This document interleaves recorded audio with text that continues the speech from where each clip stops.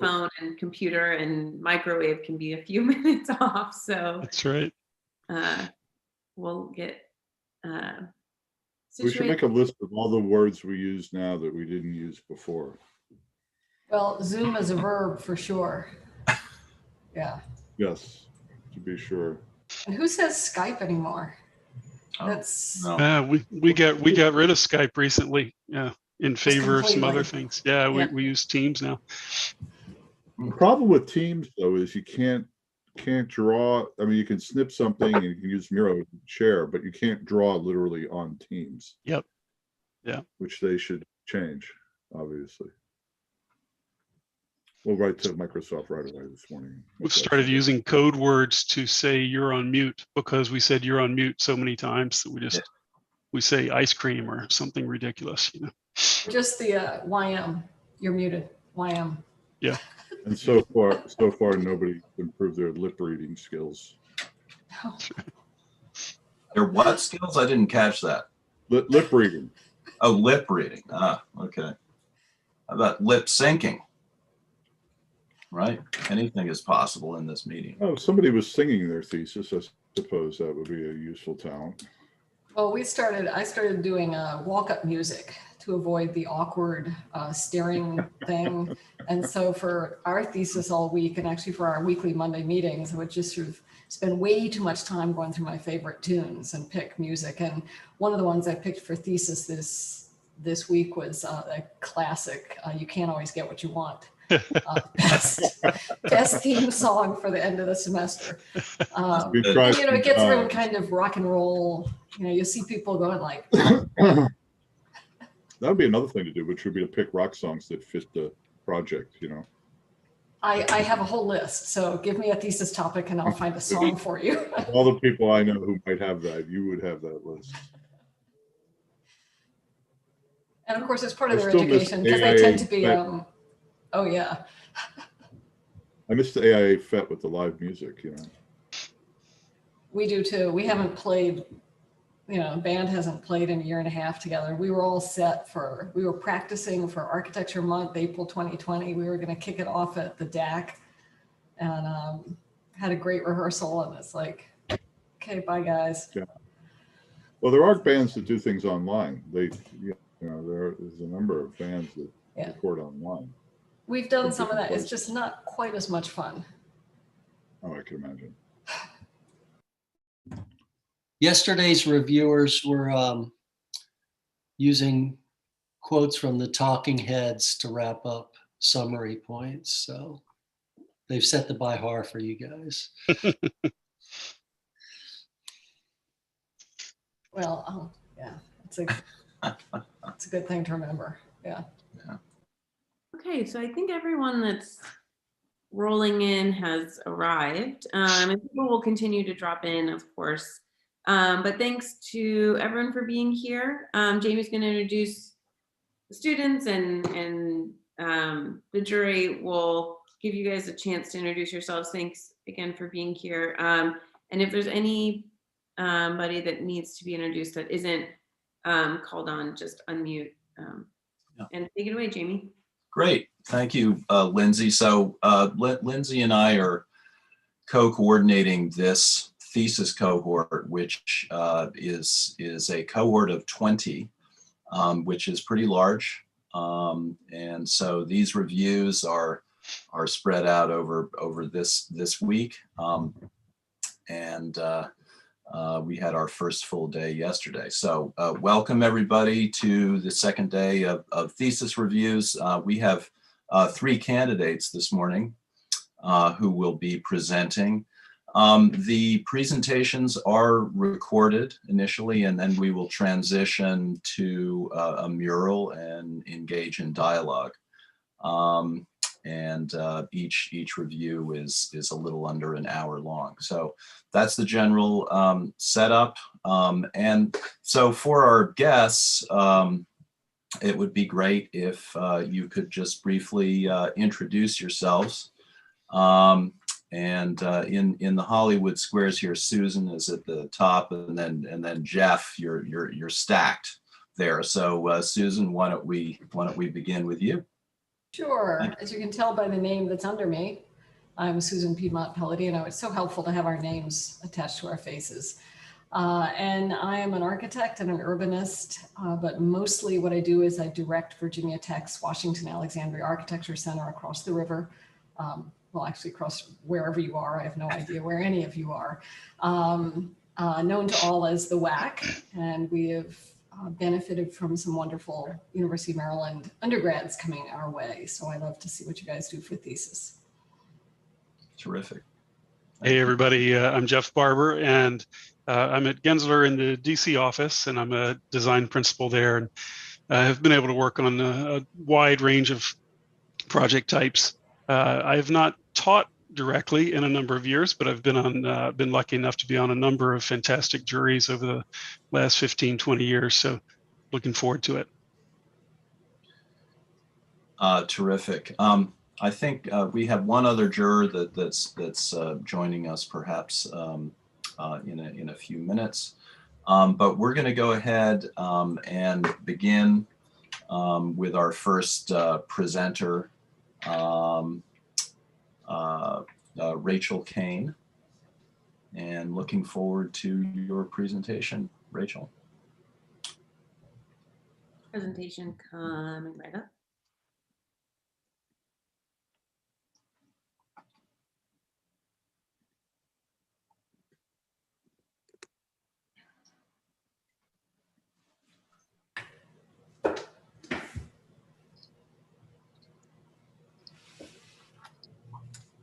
Good morning, everyone, and welcome to day 2 of Thesis presentations.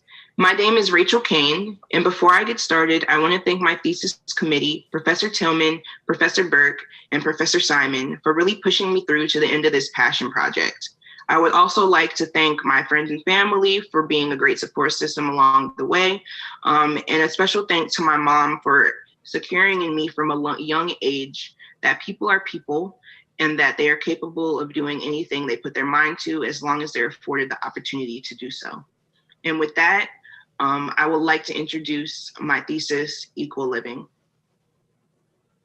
When it comes to the built environment, it is evident that it is not equipped and designed to accommodate people with disabilities, specifically those with visual impairments. When it comes to the everyday lifestyle, there are things such as limited access to activities and information that promote social stigmas and lack of employment. And this frequently leads the blind and low vision to living in isolation. Beginning to look at some of these lifestyle impacts, including income, you can see that the income is very low. And even when living in multiple people in a home, the income is still relatively not higher than that, placing those with visual impairments below the poverty line. Looking at employment, you can see that the unemployment very heavily outweighs the employment, as well as seeing that the employment type is simply part-time and or volunteer work.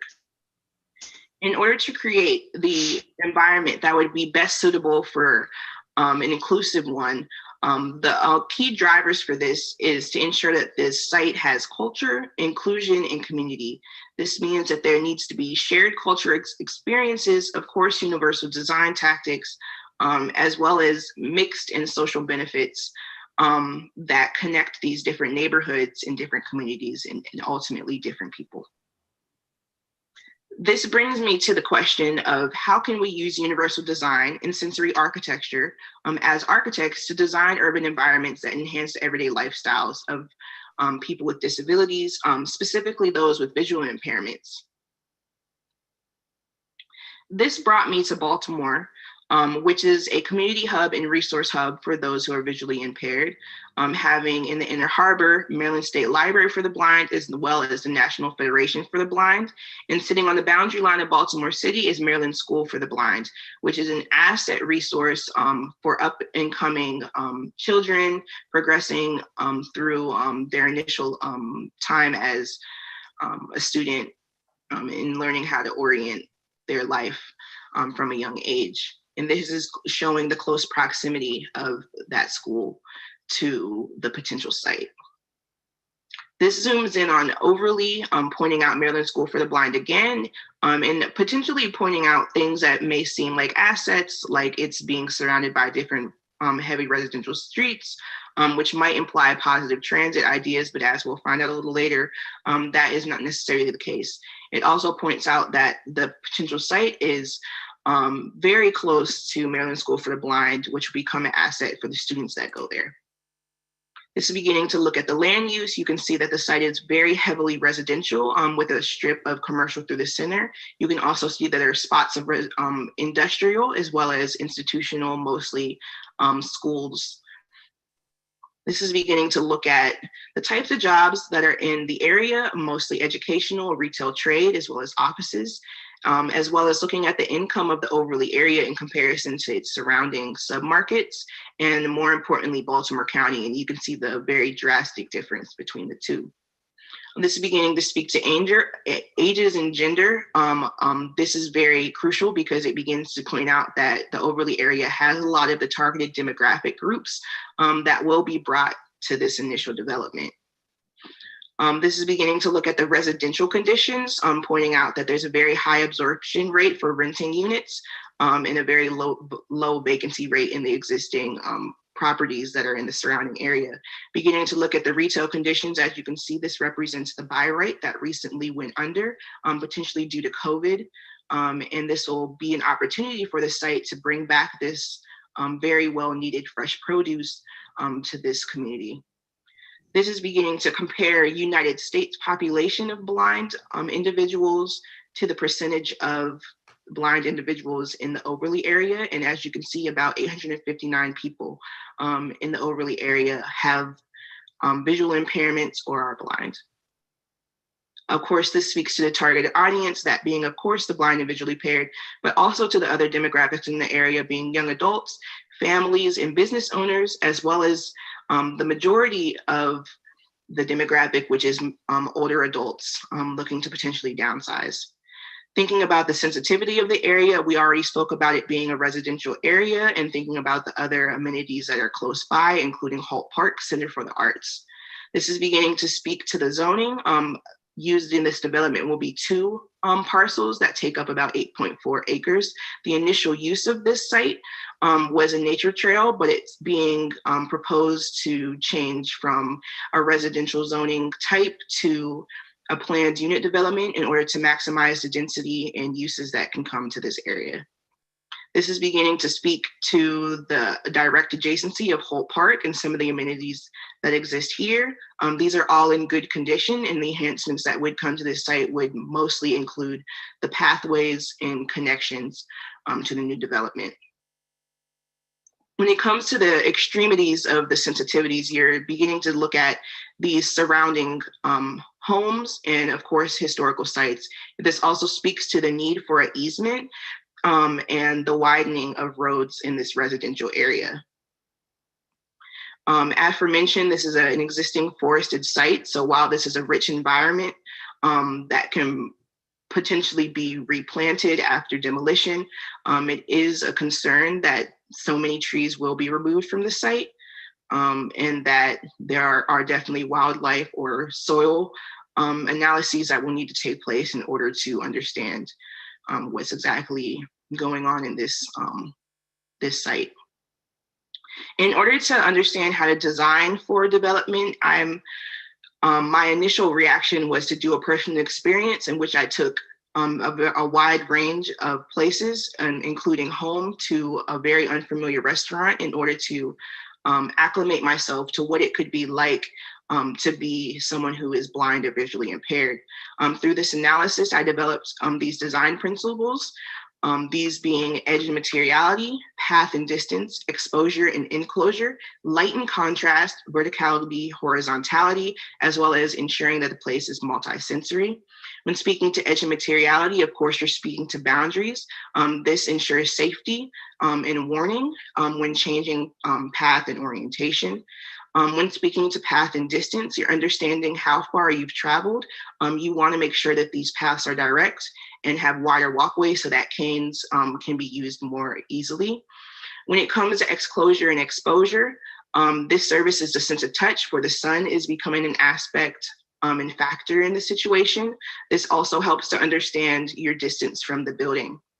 When it comes to light and contrast, this is also often for transitional spaces and using columns, trees, light poles, those sort of things in counting objects as a way of wayfinding, a wayfinding tactic.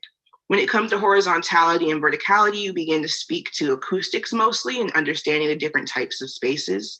Echolocation is often a tactic used in determining this. And last but not least, multisensory environment, something that we typically take for granted, but something that needs to be enhanced in these types of developments.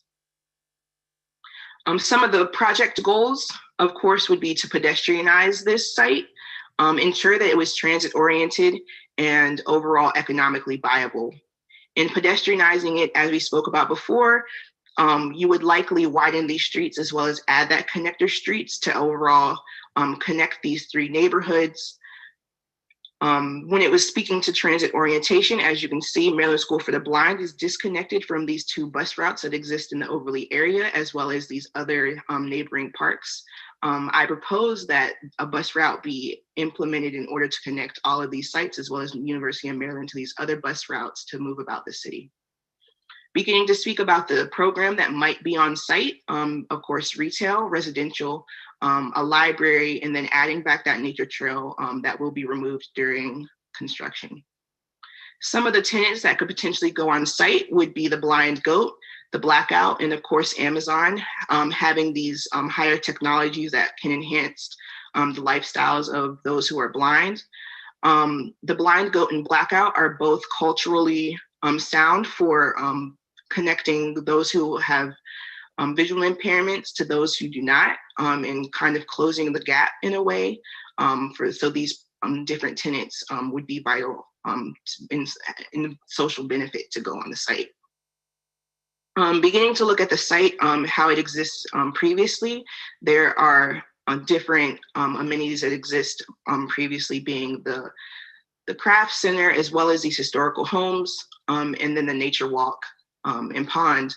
Looking at these things as different categories, being leisure, work, and live, we begin to understand how these different ideas can be translated into the new development and used as different ideas in designing what the overall form and orientation of the buildings will be.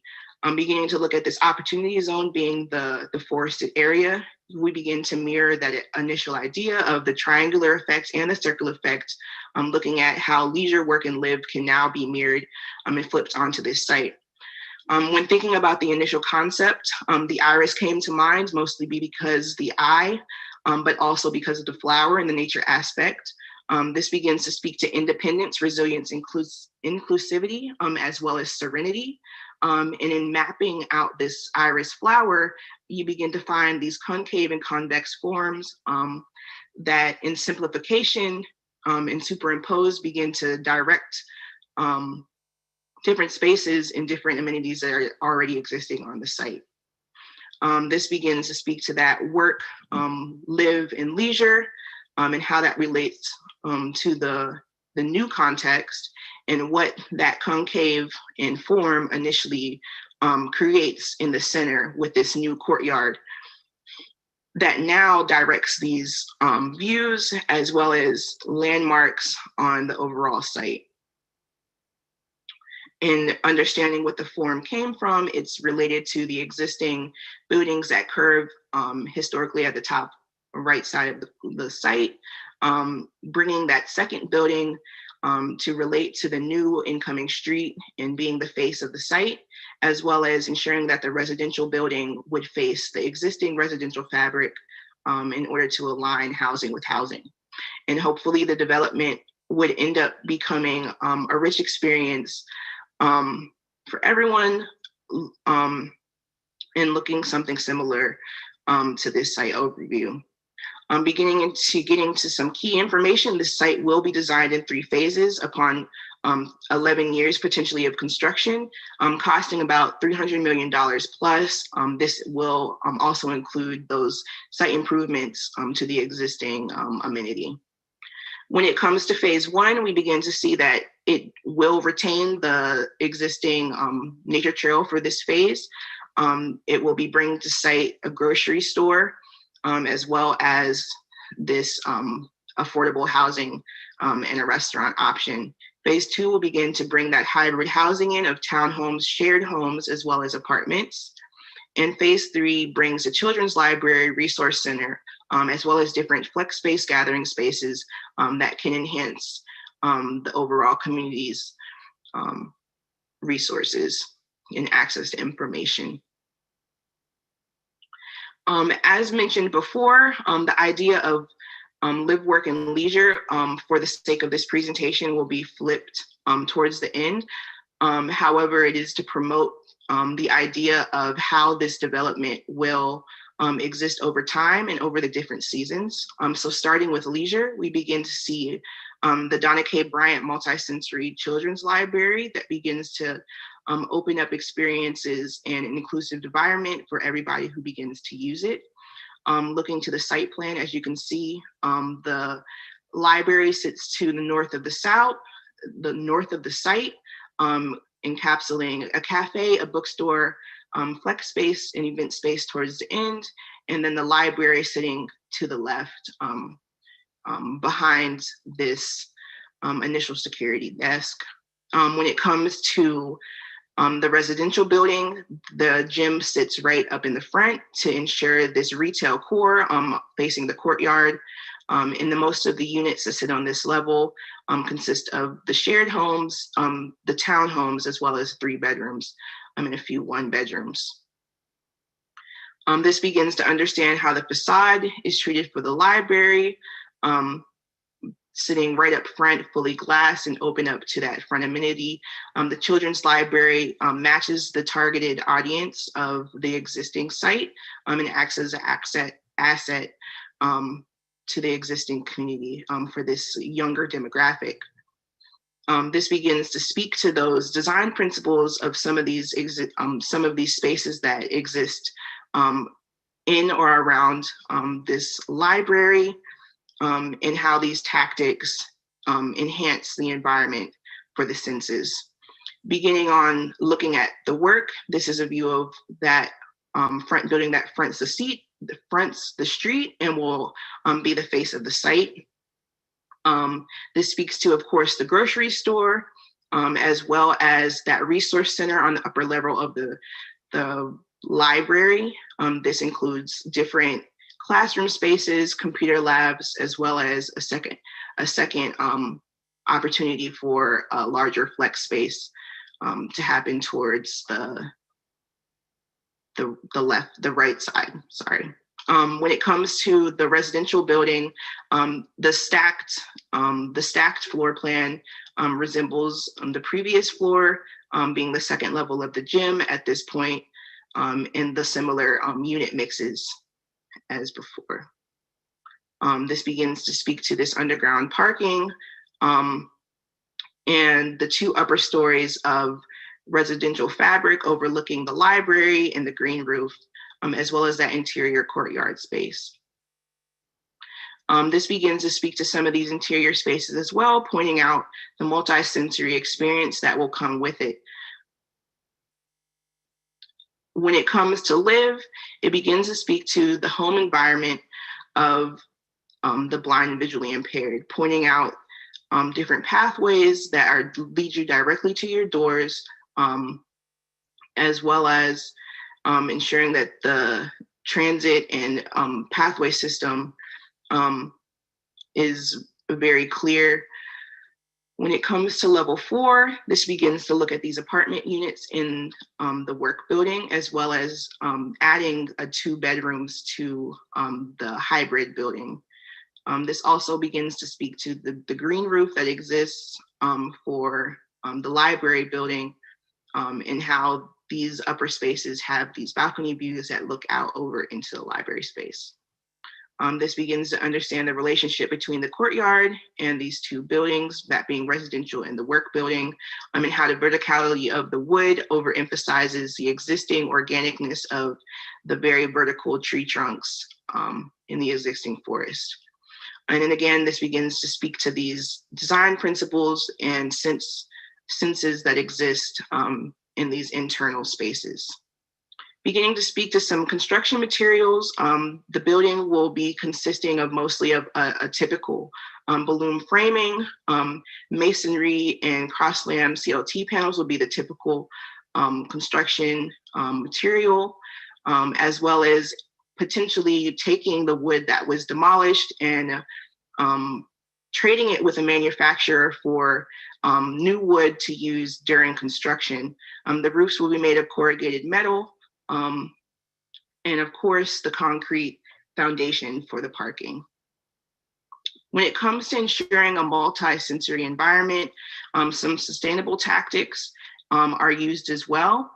Some of these things include the super trees that either collect water or provide PV panels and provide energy to the entire site. The water collection is very prevalent in the library building, collecting under that central ramp and central structure, as well as on top of the green roof, where it is a botanical garden green roof that provides different senses of smells, of sound, and potentially taste on top of the garden, so that different orientations will provide different sensory overloads.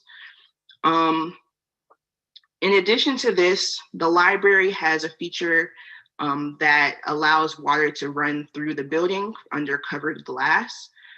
In this process, it ensures that the exterior elements are able to come inside of the building, in addition to the water retention coming from the center cone funnel of water to these retention tanks underneath the site. In order to finish off this presentation, I want to leave you with a quote from architect Chris Downey. And he says, "Not only is a city good for the blind, but they need us. If you design a city with the blind in mind, you design a city with robust, well-connected mass transit systems that connect all parts of the city and the regions around. If you design the city with the blind in mind, there will be jobs, lots of jobs. Blind people want to work too. They want to earn a living. In designing a city for the blind, I hope you start to realize that it will be a more inclusive, more equitable, and a more just city for all. I hope that overall, this initial design process has influenced you to realize that it is important to improve the environments of everybody, and point out that it needs to be normalized to use inclusive design in all projects in the future. And I hope this project serves as a catalyst idea for all future developments. Thank you.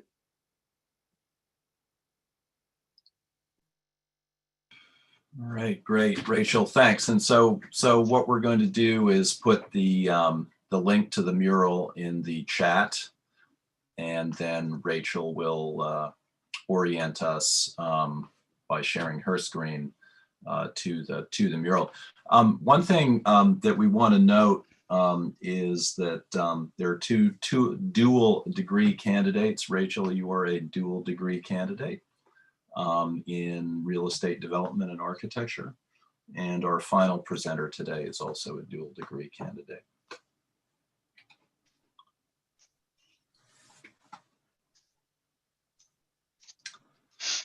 Great, we can see that. So now we're going to open it up for questions and comments. And thank you, Rachel.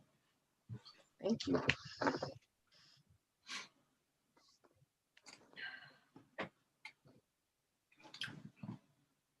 Rachel, thank you. This is obviously a really important topic and set of goals, designing for the blind.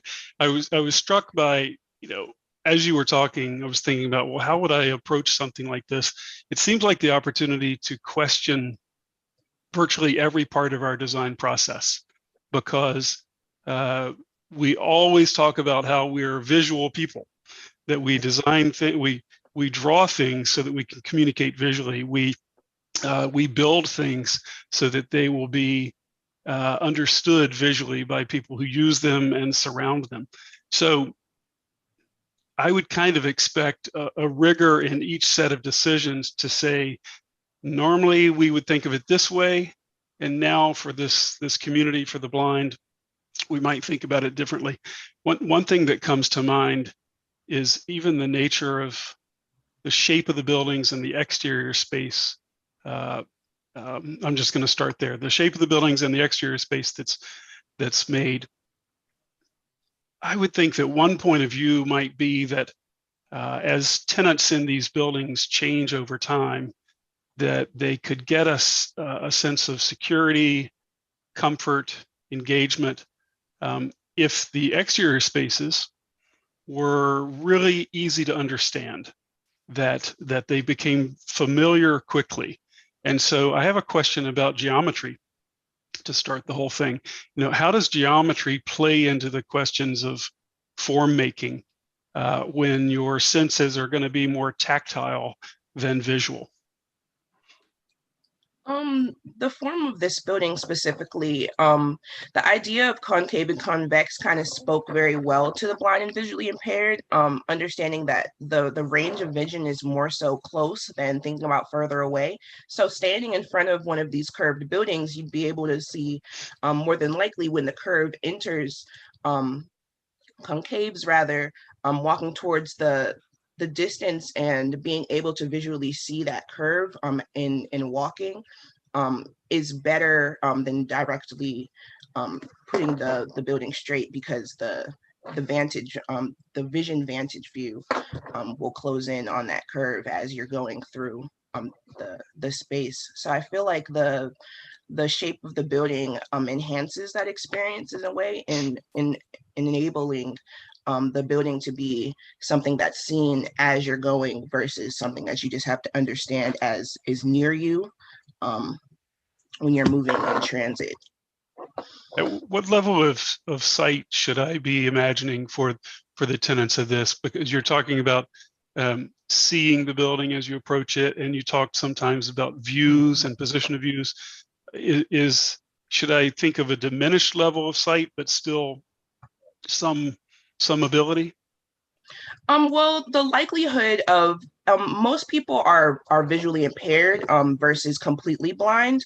So there's always going to be a likelihood of them having slight vision. So there is a type of understanding of their environment to extents. So it would be thinking of it more so that way than completely blind. But a lot of the tactics that are used still apply to those who are completely blind, and maneuvering should still work the same. Thanks. Yeah, I'll jump in and sort of pick up where Jeff was. First of all, thanks for the presentation, incredibly thorough, and it's intriguing to me that it definitely sounds like you're a dual degree candidate, right? You sort of laid out a whole case for the developability of this project, as well as sort of urban design and architecture. And I keep checking myself as a sighted person in talking about what it looks like. Because I was listening to you thinking, how would I be evaluating this? How would I understand this project if I had listened to Rachel with my eyes closed? And that sounds like a really perverse, contrary thing to do. But as you would talk, you would say, use words like this shows, and this tells us, and this speaks to. And if I hadn't seen it, I wouldn't actually know what you were talking about.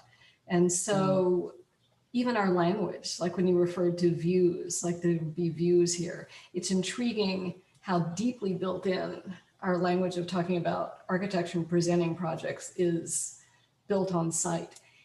And that's for all of our rhetoric about inclusiveness to people with different abilities.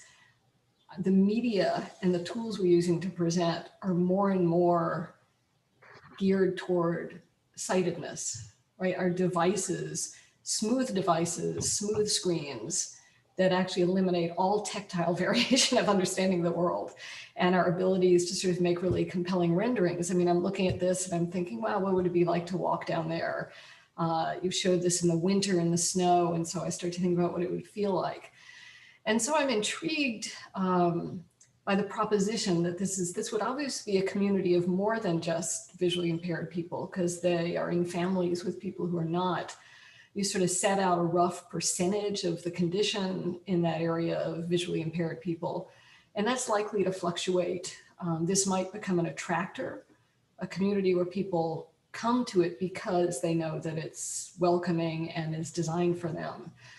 But there is a sort of question about the intersection of the urban design and architectural principles that are sort of good for everyone, so that you kind of future-proof this. If this just became anybody lives there, would we still have good space? And I think your final quote from the architect from the TED Talk saying, if we design right, if we design for people with visual impairment, if we design for the blind, then it's a good city. I think it's an interesting question to think about where there is friction between those. And I just raise that because it's easy to quote that, but it's very hard to actually prove that. And I guess for a question for you, I'm interested in the housing.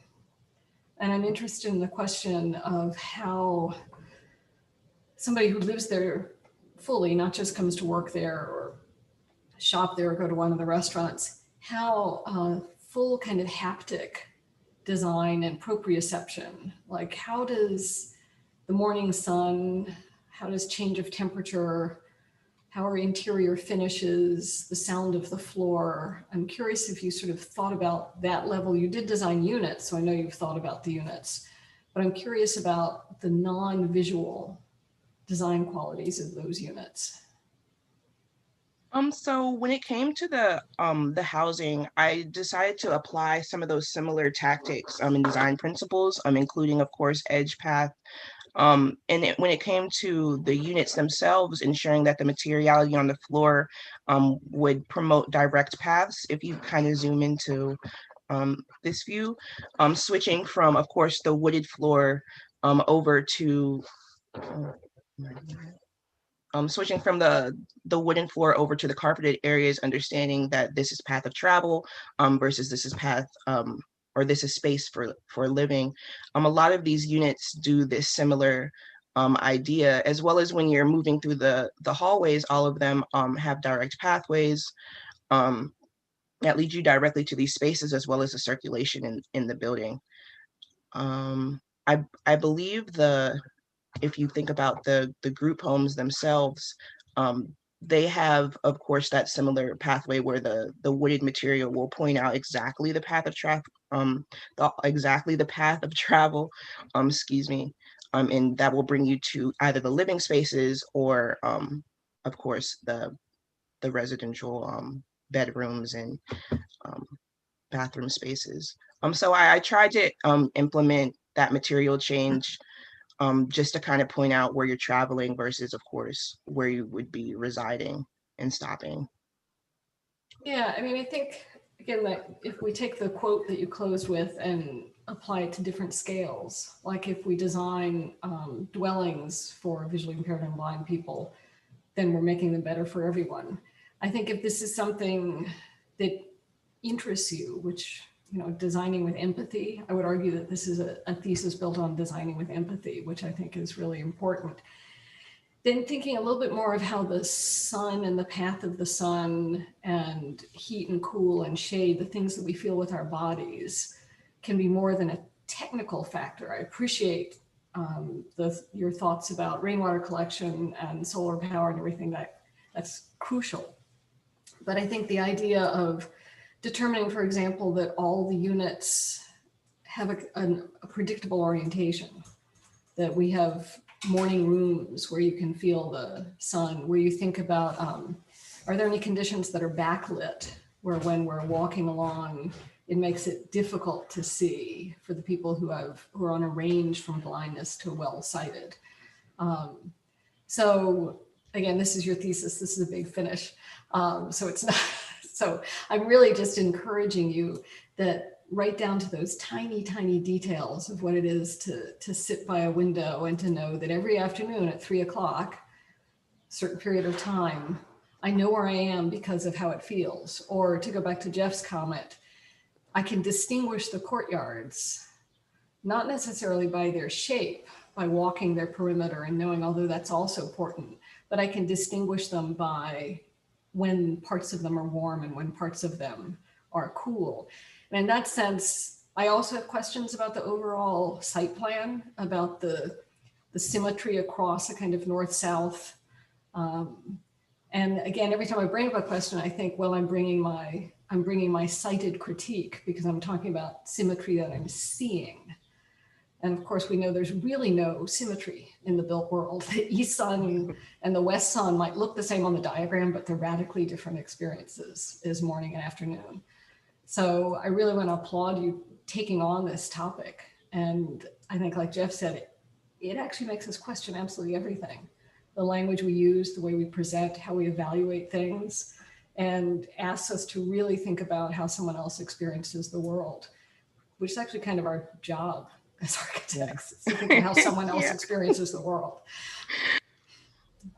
Yeah, it makes me wish that this entire presentation had been a giant model and that we were all together. Because, you know, trying to force this evaluation into, you know, a set of drawings, it just seems like such a strange moment.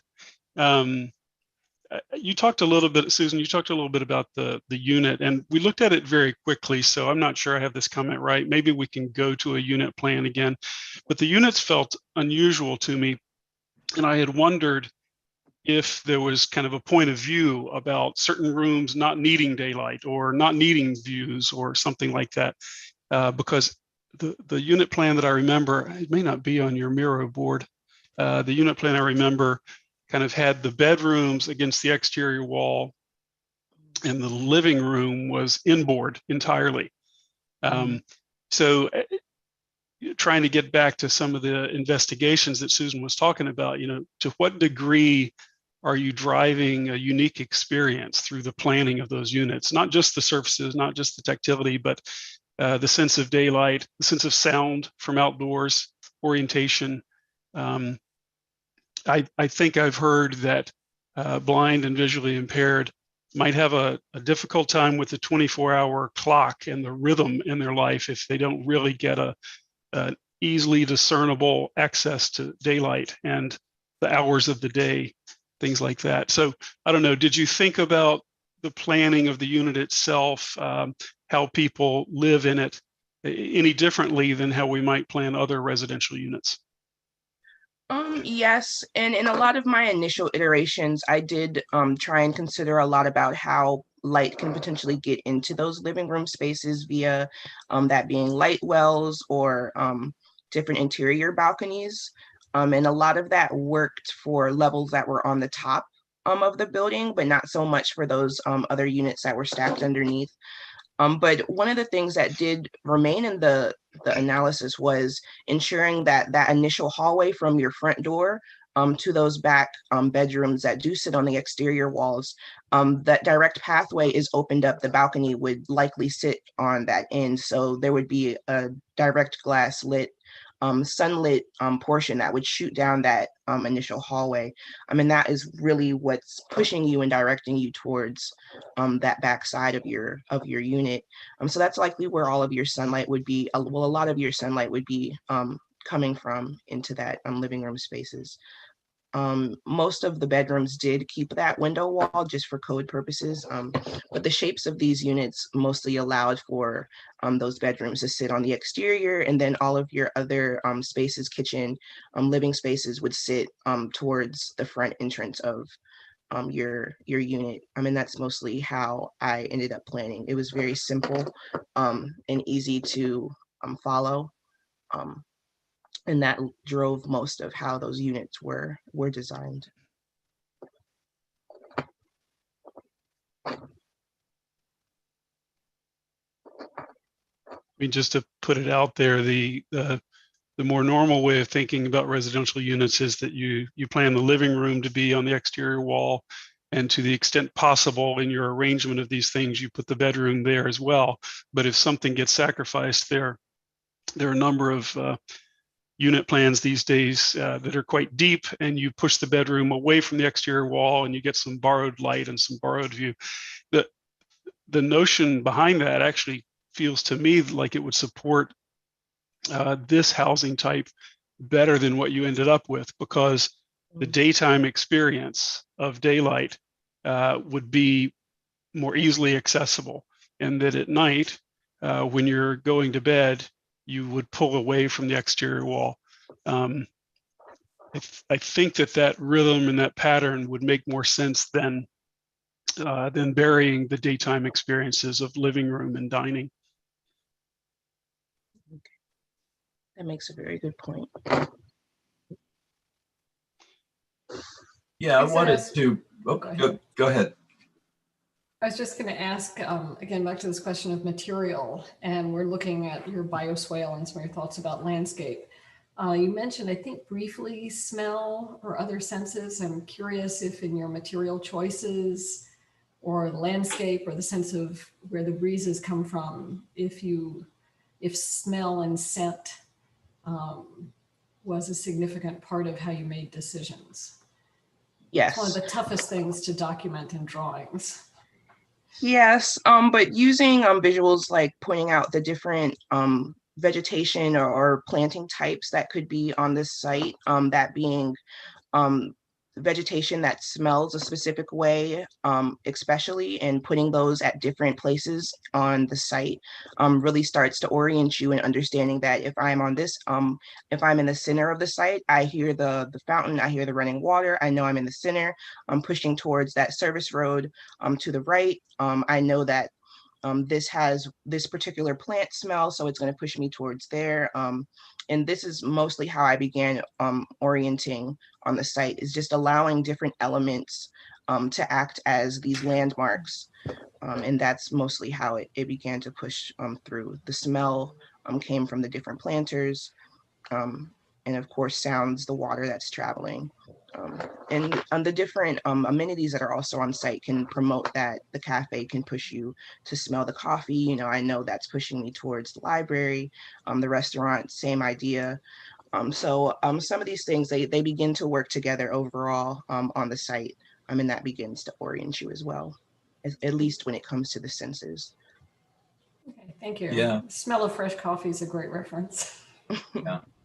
I think the subject of orientation, if I could just make one observation, is a really fascinating one, Rachel, and it's very much thematic in your project. Yesterday, because we do this for most of the week, we had a thesis project that was literally in low Earth orbit, and the question was, how do you orient yourself in an environment that's highly repetitive?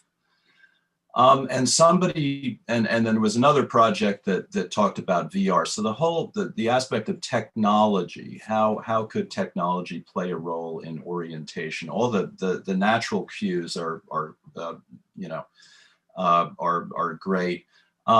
But for instance, in the design of the building, Rachel, using different textures in the exterior envelope, depending on where you are in the building, would be one thing. But it raises a question, I think, of the overall interactivity of the building and the subject and the user on a tactile level. In other words, can buildings become more interactive, provide oral cues through touch that are cued by touch? And so I wonder, Rachel, whether you had sort of thought about that sort of, taking this out into the future a little bit, where the building is activated, maybe with some systems that also provide orientation and information. That's actually a really interesting idea. That's something as far as facade goes, I didn't necessarily, at least on the exterior. When it comes to the interior courtyard, a lot of things such as planters or enclosements with the brick to block off doors or that sort of thing. Those are some of the ideas I did implement. The idea of technology, however, that kind of spoke a lot to that initial tenant that I had thought of being Amazon. and how a lot of the technologies in the different spaces that they are creating, including the bookstore, as well as their library, not their library, their grocery store. Those do include these technologies of GPS tracking, understanding that the carts that are in those grocery stores do come with a screen. And they have the voice activation as well, and they begin to point out exactly where these items are in the store, and how much they cost, so that when you go to checkout, you know, all of your items are compiled already, and it makes things a bit simpler. These similar ideas work for that, for the bookstore. Ideally, I had hoped that those coming to the site would come to order their books. This can work well for those who are blind as well. They can come to order their Braille books directly to this site, and that can help out removing some of that transit from the library that's located in the Inner Harbor.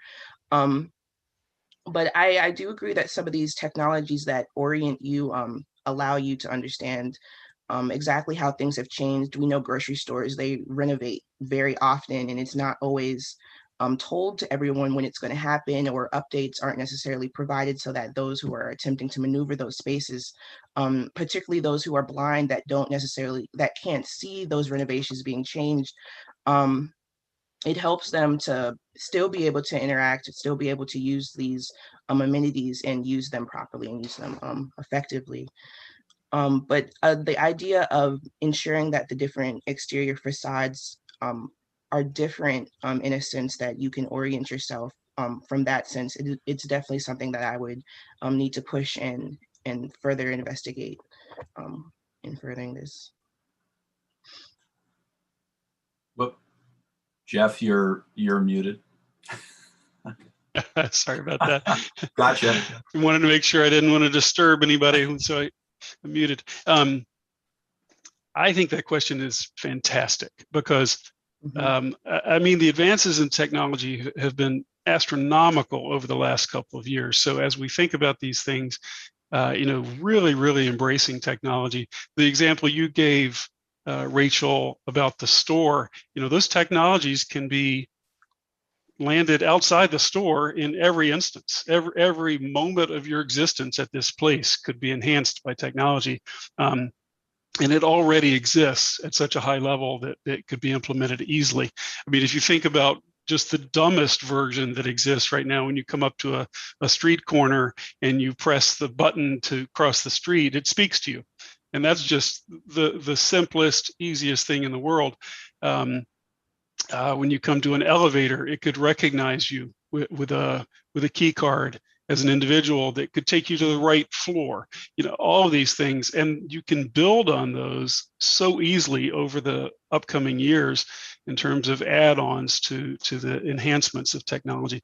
So I think that's a really good point. You know, you could position this project as the smartest building in the region. And it would just have a different purpose for it. Where there's a ton of people that are trying to distinguish themselves with the smart buildings.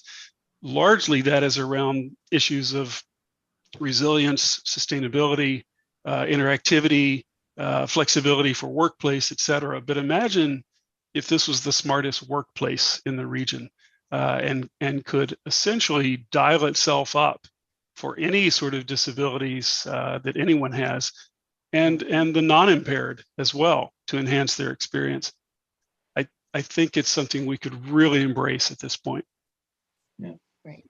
Fantastic. I do want to just make sure that other members of your committee, Rachel, have a chance to chime in before we hand it over to your chair, Maddie Simon. Maria and Tanya, I believe, are here with us. So there we go. Thank you, Rachel. Very good presentation. I think you've done a really good job in incorporating the real estate development aspects of the project into your presentation. And I have sat in your committee meetings several times and have asked you lots of questions during those committee meetings. So I don't have any questions to ask at this time, but I think you've done a fantastic job with this project. So much. Terrific. Great. Well, I think it's time. Oh, Jamie. Yes. Sorry, I was raising my hand. Absolutely. Sorry. It's going to be very brief. Anyway, I was part of Rachel's committee too, and I've seen the development of the project, and just briefly, I wanted to recognize Rachel's work because she developed this project thoroughly. I mean, obviously there's many avenues that still that this project can still take, given the scope and the scale of the project. It would be tremendously difficult to complete a project down to the level of detail and finishes and at every unit and etc. But it came a really, really long way. And I just wanted to recognize Rachel for being able to juggle all of the moving parts of this project at the same time.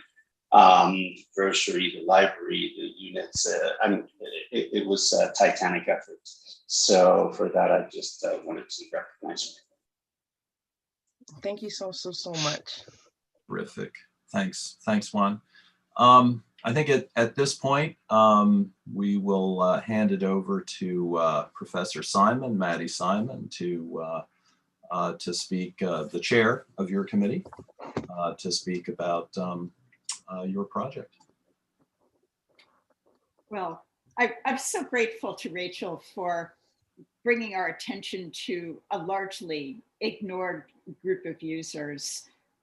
She's both passionate and also quite highly informed. I'm particularly impressed with the way Rachel deepened her understanding of the environmental experience of blind and visually impaired people by placing herself in their shoes and going out and experiencing a variety of environments. I think that this is an exemplary form of research for an architecture student, no matter what the user group, to go out there and deepen one's empathy by, quite literally walking in the shoes of the people that one is designing for. This is only one aspect of Rachel's design. Others have mentioned the ambition of this project, and the scope is truly enormous. Rachel went to an unfamiliar place, came to a pretty deep understanding of that place, and developed for us a proposal about how it could welcome and house an extremely complex project. Throughout the project, Rachel's dual allegiances to both her architecture degree and her real estate development degree were instrumental in driving the project. It's bold and ambitious, but Rachel really reined herself in because she was compelled to demonstrate its feasibility. And that, I think, is an important aspect of this project, that if Rachel had time, she could actually run us through the numbers and show us that there's a plan to make this buildable. And I think that going forward in her career, this is going to be a very important strength, that she's going to be able to put forth her visionary ideas with the assurance that she can make them happen. So I really do look forward to following Rachel's achievements as she continues her capacity to fully realize the complex environments that she can envision. And I guess I'd like to say a few words about the critics' comments. I think that the input about additional and deeper consideration of the haptic qualities of the project were very interesting. Rachel thought about sound, thought about smell, but I think that that sense of bodily understanding of light, for example, warmth and coolness, that's a beautiful avenue for future exploration. So I think that that's, that critique is really going to inform your work going forward, Rachel. And the other comment that really inspired me was that the architect's role is to help someone else experience the world. And I think that's a mission for you. And I was also really intrigued to think about what your presentation, or not just presentation, but actually exploration, as well as presentation, could potentially have been like and will be in the future when we're not restricted by Zoom. You could have blindfolded us all and given us a drawing that we would experience with our fingers, for example. You could have created mock-ups that we could walk through and experience, the full range of sensory experience with vision taken away. So there's lots for you to explore as you move forward into the future. The idea of smart building is also fascinating.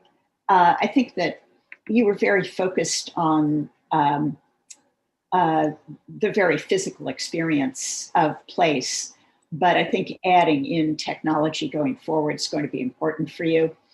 I'm pretty convinced this is going to be a lifelong investigation because you bring a real passion, a real sense of empathy, and a deep ethical foundation about designing inclusive places for everyone. And I really couldn't admire you more, because I think that this is just a terrific way to go forth into your career. And I just want to say a couple more words. I have appreciated working with you over the past several years, actually, because of many things. But one is your high capacity for abstract thinking. We didn't see a whole lot of your diagrams today in depth, but you're always very clear when you diagram your ideas. And you also have a great ability to use metaphor to frame your really always big ideas. You managed to use the metaphor of the iris to tame a quite giant project.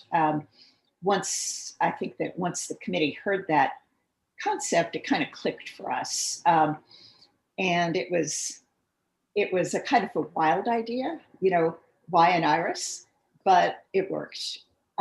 So let's see.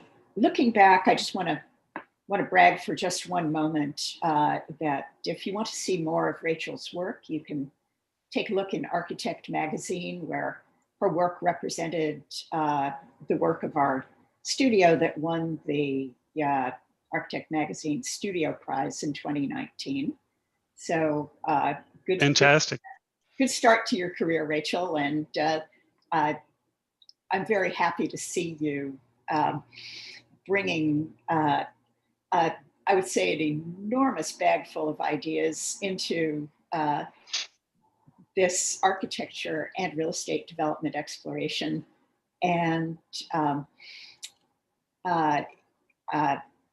anyway, I could go on for a long time because there's so much here. But anyway, thanks, Rachel. It's been great working with you, and I look forward very much to seeing what you bring to the world in your career going forward. Thank you Great. so much. Congratulations, Rachel. Thank you, Rachel.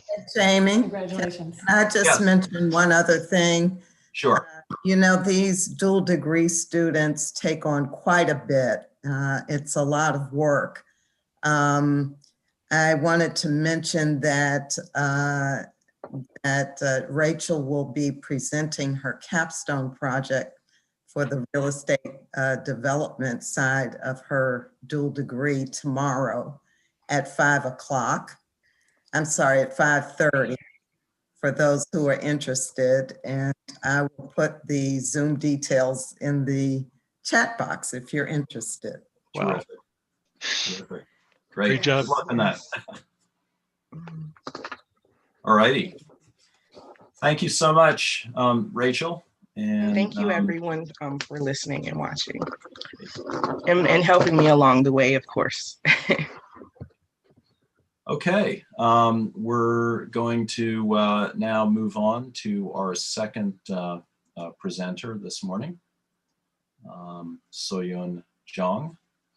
Also a community oriented project, but in a very, very different setting. So Soyun, over to you. Hello, I'm graduate architecture student Soyun Jung. Thank you so much for participating in my thesis presentation. Before I talk, I would like to thank my thesis chair, Professor Ronit, and thesis committee, Professor James Tolman, and Professor Joseph William. I want to start by talking about the refugee people. Who are they? They are the people who are forced to leave their home country due to natural disaster, wars, and famine, etc. UNHCR estimates the global forced displacement has surpassed 80 million at mid-2020. And the United States accepts the largest number of refugees than any other country. 40% of them are children. Nearly 50% of are children under the age of 20. Once they come to America, the most difficult thing is English. They start going to school when they start settling in America. However, most of children were not properly educated in English as well as in other subjects when they are in their home country. Studying other subjects in English without knowing English is too difficult for them. And suddenly confronting new languages and cultures creates confusion in identity and reduces confidence dramatically. They feel pressure to hide their cultures and try to fit in American culture. Also, they went through a lot of hardships that we couldn't imagine and came all the way to America. They came here to escape from life-threatening situations such as war, famine, or natural disaster. Some of children struggling with their trauma. Trauma can be an obstacle to adapting to the United States. For these reasons, they need a lot of help to adapt in the United States. My thesis aims to establish and explore a new facility that can help the refugee youth adapt to the United States, not only in classroom, but also in real world through the programs. Furthermore, the new facility aims to provide a new link between ethnicity and identity by helping the refugee youth to establish a new identity in the United States while maintaining their original ethnicity. I choose downtown Silver Spring as a project site. It is secondly largest number of refugee people live in Silver Spring in Maryland. Silver Spring is very close to DC. Access to DC through the metro is very easy. DC has many art galleries or various museums for children to tour. In addition, very soon, Purple Line will provide easy access to other cities such as Bethesda, MCP, or Riverdale. The choose place is directly adjacent to Main Road, Georgia Avenue. This diagram shows the hierarchy of the road in downtown Silver Spring. The chosen space is right here. It is located at the corner but adjacent to Bonifant and Fenton Streets. This is a view of the site. As you can see, the site is surrounded by commercial residential building. On the opposite side, there is a Silver Spring Library, which will have a purple line below it. The red color is the commercial residential zone, and the yellow is the residential zone. The site is located on the borderline of those two, and it is really good. It is good for engaging with children living in the residential area. The sidewalk is well developed, and the bus stops are located nearby, making it easy to access. Before entering the design proposal, I would like to explain the design goal. As I mentioned earlier about the difficulties that children are experiencing, we need to provide the program and spaces they need. There are 4 design goals. First is to develop the multicultural and coexistence of various cultures. It provides a program that can learn your culture and teach my culture. The second is to enable interaction with the local community, not only refugees, but also local people gather here to help each other. And third, either in order to overcome the trauma, it will be helpful to feel the stability of mind and body in the sunlight and plants, while providing psychological counseling and green space. And the last, in order to cover the gap between the education level, they need space to take necessary classes and to study. They also need to create a place where they enjoy staying at the age. This is my concept diagram. The squares are of various colors come together and intersect each other, and the crosses part have different colors. This represents the way people share and sympathize their experience and seek similarity and differences between each other. It shows variation of concept diagram. I choose L shape, the middle one, this because this defines the border boundaries more. This is site map, and this is massing. This is party diagram. There's L shape, and the small boxes are parallel along the street angle. This shows the access from the Bonifant streets to the courtyard. This is a view from the Silver Spring Library. The programs offered for multi-purpose goals are kitchen, a fruit market, and exhibition. These programs are located on the first floor to make it easy for anyone to participate. Learn more about each other's culture by experiencing and learning how to make various food in different countries in kitchen and food market. Residential rooms are located on 4th and 5th floors, are in the form of share rooms used by students from different countries. This collage represents an ideal kitchen. You can easily come in from outside. And on the contrary, you can bring food outside and eat in the sun. It has square wide counter so that people can cook both inside and outside of the counter. And this is the perspective. In order to enhance the community space programs that offers coffee and small snacks, such as cafe, well located in corner and visible on any street. The multipurpose hall has a large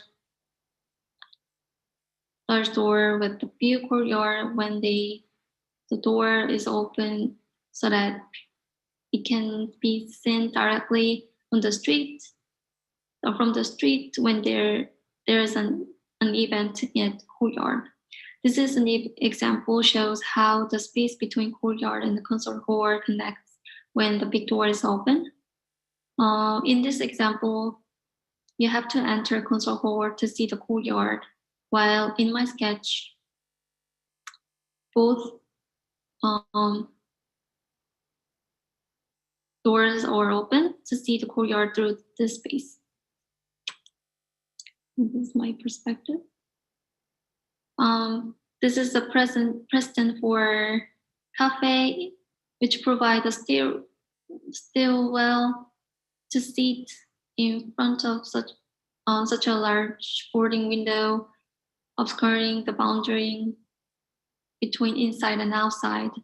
What I liked about this example was the fog boundary. I imagine myself enjoying the weather and drink coffee outside, but I'm in cafe.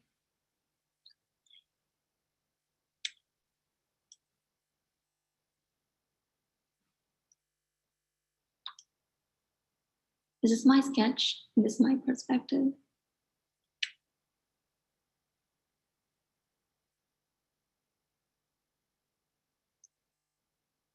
It is a program designed for people who have trauma or need psychological help. Unlike the courtyard, it is separated and the greenery space is separated and elevated. The greenery has a relatively quiet condition, and I didn't waste the roof, but developed it as a green roof. Children can learn artistic skills such as art and music on the first floors as well as English. I tried to make children be interested and want to stay longer. It is designed to be small for children height and size to give them sense of their own hidden secret place. This example is space where children can sit and study or talk using wide hallway. It covered in many different colors to attract children's attention. This drawing is based on this example. On the right is sketching showing how to use the hallway effectively. And this is the perspective. This is an example, an interesting design of space for the children. The space is divided into 2 floors according to their small height and size, so they could enjoy the vertical movement. This is the example in my study, and this is my perspective. And here's my elevation in section. Finally, through the grooves of multipurpose hole of the door, it captures the light and leaked out on the street at night. In one of interview video I sent, I remember the child who escaped from the North Korea could see on the dark night was starlight. I tried to express the starlight representing a hope of refugee people. Thank you so much.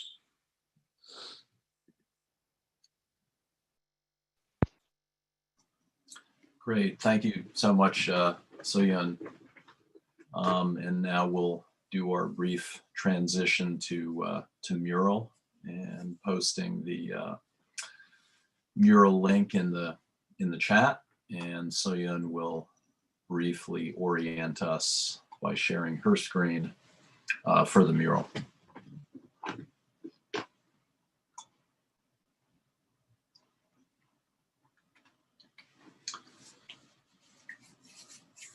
Right. And welcome everybody if you've joined us recently or you've been with us from the very beginning this morning.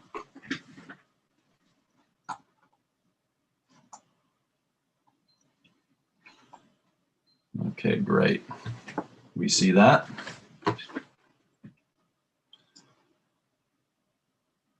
Okay, so I think we're ready to go, and we want to hand it over to our jurors and guests. Thanks. I'll jump in first. First of all, I think it's very thoughtful.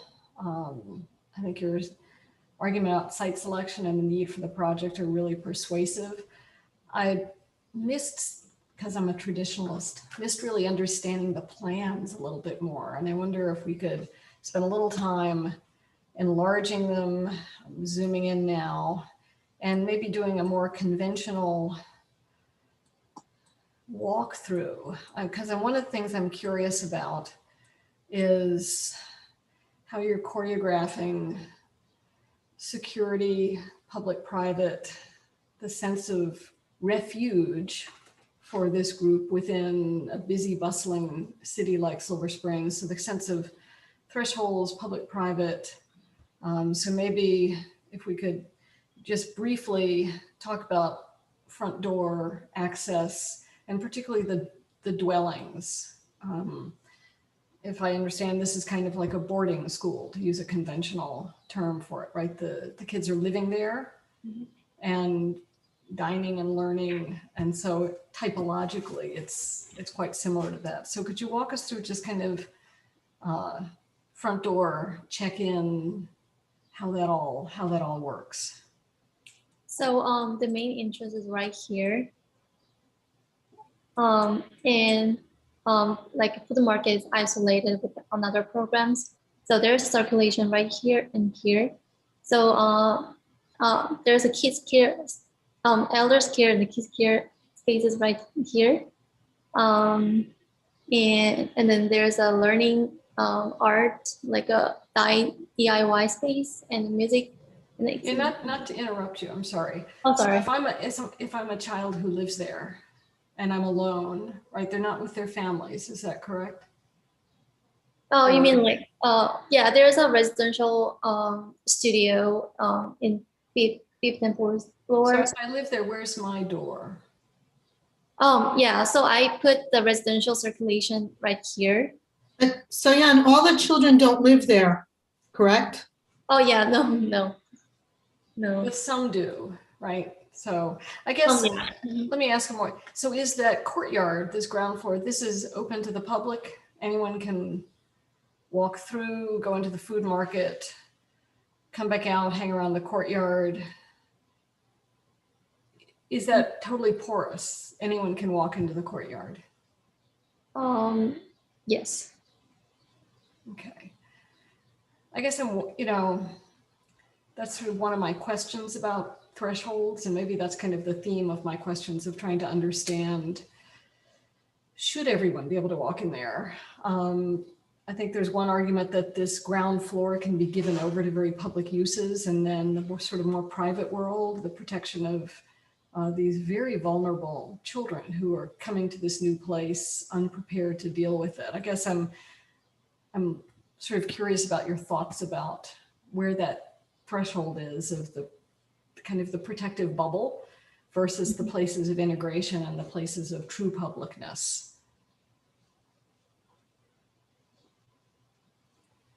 So so my main goal is make a refugee peoples engage with the site community people But as you said, there's a children and youth.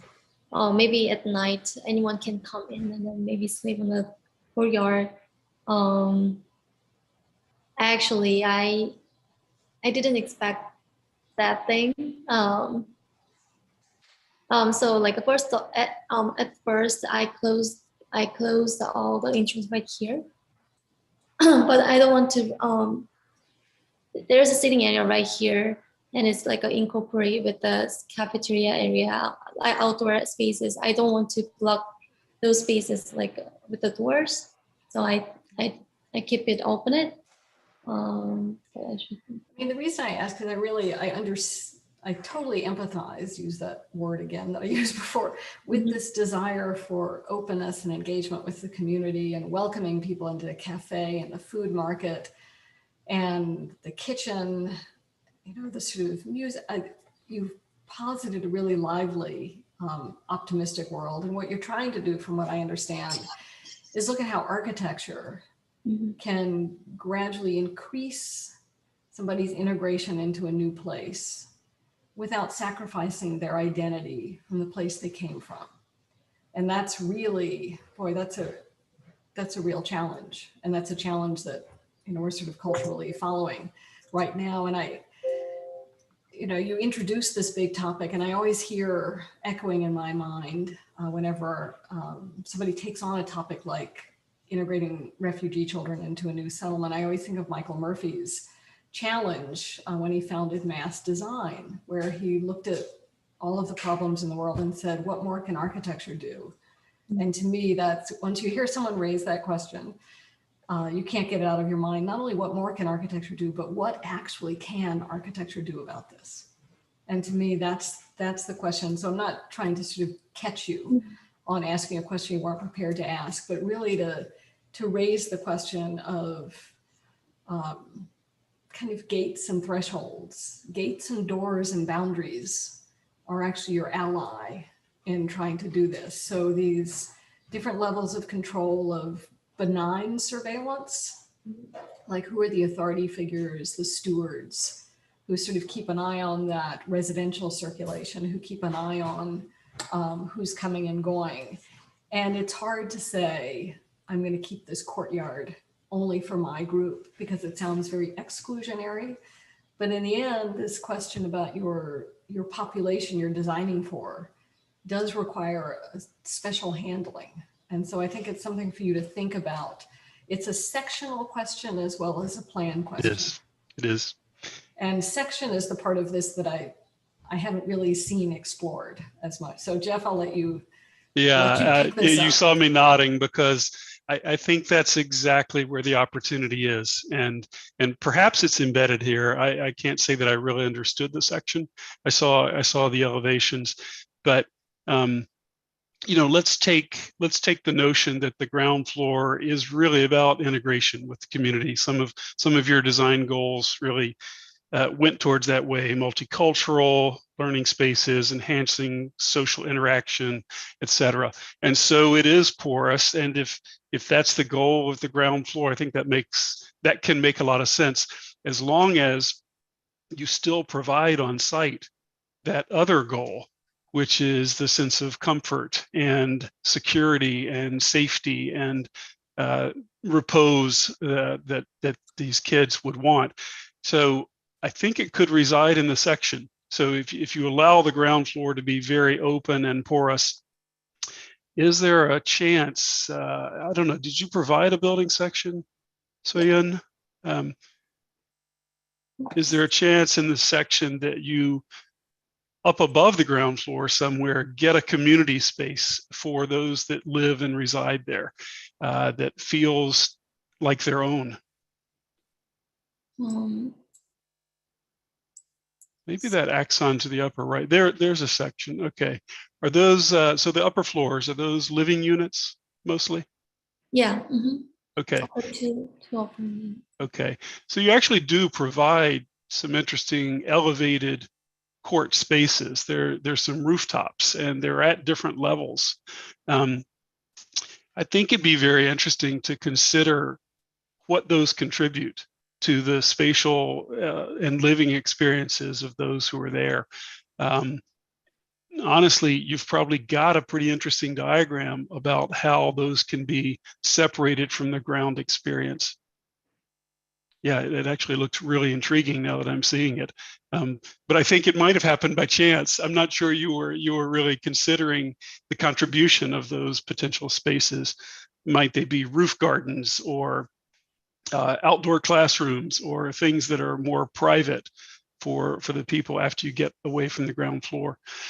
So I think that's a really good point about your question, Susan, about what can architecture do. I think frequently the answer of what architecture can do is in the section where you create space, volume, discretion of areas from each other.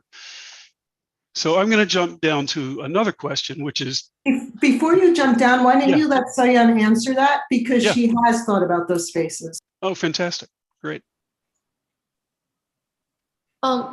Sorry, can you repeat, please? Sorry. Soyun, could you talk about the different gardens you have, like the elder children's garden and the Oh roof? yes. So I didn't put perspective here, but right here is elder. So I think the courtyard is too open to the public. So that's why I put like a small outdoor gathering space, like a courtyard outdoor space, like a elevated. And I put like a kids playground and then elders farms together right here, so that elders can watching kids playing and kids learn something like a farming from others, like elder people. So yeah, it's happening right here. Yeah, You I can think show that in your second floor plan to show what the adjacent spaces. Yeah. Great. Let's see that.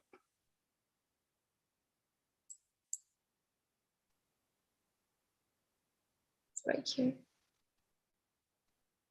Yeah, I think that's great. I think that's great. And then you have a couple of other ones that are elevated as well.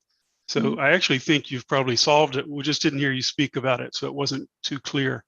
I think that provides a good, rich assortment of spaces. And the scale of them is pretty interesting. I think the scale of those can feel kind of intimate, which is probably a good thing. That's probably the feeling you would want in those spaces. And then as you get to the top of the building, perhaps you can go back to the axon. Might be interesting to explore the roof itself as a kind of combined communal area. Were you thinking about using the roof? Looks like you were. You want to see the garden? Yeah, great. Okay. There's a lot of thinking in there that we just didn't hear about in your presentation. Oh yeah, I didn't focus on it like a plan. Yeah, I think that's, again, that's intuitively a really nice solution, I think. The use of different floors elevated above the ground plane. Thank you. That then allows me to kind of go back to the ground floor. With that in mind, that you have these elevated intimate spaces for the people living there. So the ground floor is this kind of choreographed interaction with the community. And you've done it both through thinking about program and also shape and size. So the program of the shared kitchen, I think, is fascinating because food links cultures so much, right?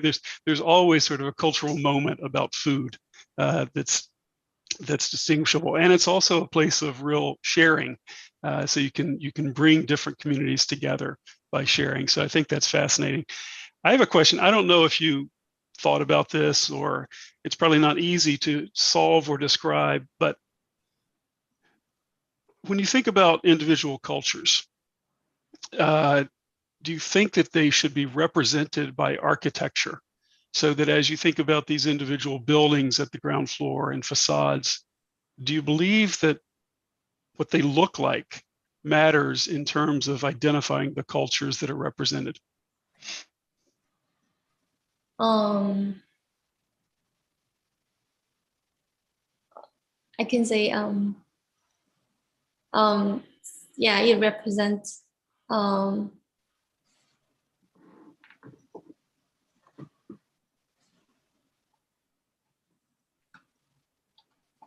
I tried. Can you say again, please? I tried to organize the questions. Yeah, the question was kind of unclear, but maybe a simpler way to state it is, do you believe that traditional architecture from different locations that the refugees may come from, do you think you should represent traditional architecture, or should you not and move to a new architecture? I can say like traditional housing is represented by, you see, like I want to go in the middle, like they're not trying to it's the traditional things is also representing our identity also, but like they are changing. So I think but like new change into the new, it's too like awkward things. Sometimes it's too awkward things to people. So I think incorporate with the new thing and the old thing is together is do I answer your question? Yeah, I think so. I mean, I believe you're sort of describing a transitional architecture. Mm-hmm. So Jeff, just quickly to maybe parse that question a little bit. Could the answer, Soyun, is also the embodiment of scale and size of spaces?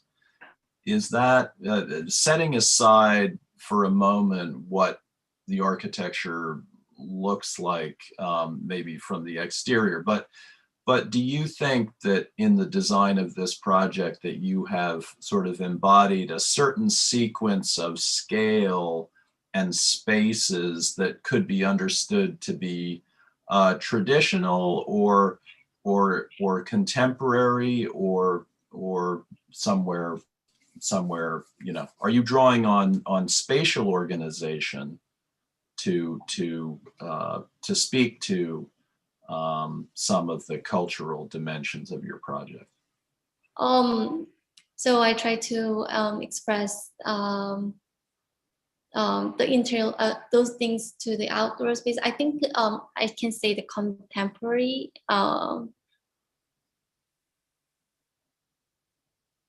Yeah.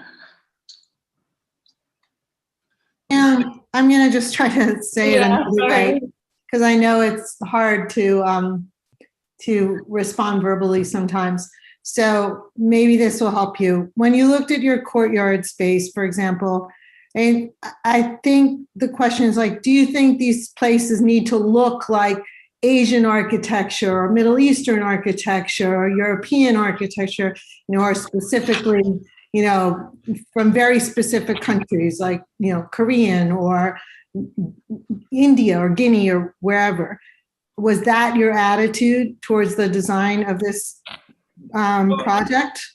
Or was it that you were looking at the ways that people came together and thought about the edges on the street? And, you know, that I think that's part of the question, both about what it looked like and why it's organized in the way it is. What were you drawing from? Oh, I'm so sorry. So I understand right now. So I'm not trying to put like a traditional houses, like a traditional shapes, or like things in my project, because some things they can share together, or they have some similar. I try to express those things in my buildings. So like, so I try to focusing on the spaces, like the shape of spaces, or the size of spaces, not like representing like their traditional housing in my project. I'm just thinking about the experiences. Yeah, sorry.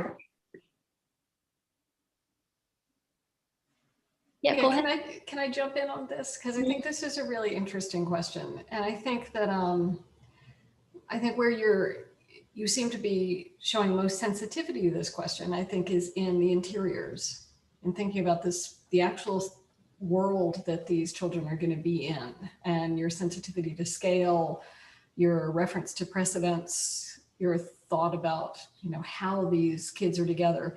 And I think the question, it's a tough question because really the answer is you don't know where everyone's coming from, right? This is a global crisis. We could have kids from Latin America, Central America, from the Middle East, from anywhere. And so in my view, you took the right approach, not trying to sort of make the primary architecture represent all of that. It's an impossible task. And so then the question is, at what scale does your architecture make space for the expression of those different cultures? So when I look at the courtyard, or I look at, I'd be interested in those in-between spaces. Are there walls and surfaces and areas that are available for art, for murals, for other kinds of expressions? I think the touching on the food and the kitchen, of course, brings up gardening and the places where there might be beds available to plant familiar herbs or familiar smells and flowers and vegetables. So that question of what architecture can do then raises the question of what interiors can do, what the landscape can do, what different things can do, and then how much the city can do. And so it's a really good question. And I think you gave a pretty good answer, and your building gives an answer, that it can't be architecture's primary responsibility to address all of that because we can't know. But then the question is, how does the building express itself to the city? And what are the appropriate ways that it does that? And how can there be expressions at the scale of the window or the balcony, planter boxes, or a place for fabric or textile? How does the building telegraph what it's doing and the cultural aspirations of it? So what I'm looking for is that other scale, because when I look at the axon, as appealing as the building is, and I think the massing of it and sort of the way it lets the sun into the courtyard and sort of breaks down things, I'm still left wondering, how do I differentiate how special the building is? The sort of the column grid and the skin of the building feels perfunctory, and you didn't really talk about the cladding or how the windows respond. So I'm left sort of filling it in and hoping to see that there'd be posters put up in the windows, or there'd be something where there's room. The architecture provides room for people to express those things instead of asking the architecture to express it. I guess that's where my curiosity is. But it's really, to me, that's really the thesis question underlying what you're doing. So maybe, I don't know if it's answerable. It's not so much a question as a potential that isn't quite yet represented in your drawings. So yeah, like you said, the people who are using this building, they are from many different countries. I don't want to define them like you're from here, so that you have these things in your country, so I have it here. I don't want that. So like I try to make it really simple, but like make them to decorate this building. But that's the problem. So when I try to do that things, then like all things be like very normal, like following the American rules, like all the glazing windows, those kind of things. So that's why I couldn't like decide what kind of cladding or what kind of windows should I have. I was keep like considering what kind of windows or what kind of opening should I make it so that people can still have like make them to decorate, or like make themselves to like create those spaces like themselves. It's a really important question, and I think, Susan, you said maybe it's not answerable. I think maybe there's not a correct answer. it's answerable. It's something that we should all deal with, and we should put our potential answers out there, right? There may not be agreement about those potential answers. I mean, one thing that I think is very current is trying to translate the feelings that people get from places rather than the look of places. So I think you're headed in the right direction. It's just not a simple question, but there's a lot of experiences right now where people love warehouses. Okay, give me a building that looks like a warehouse is the frequent question.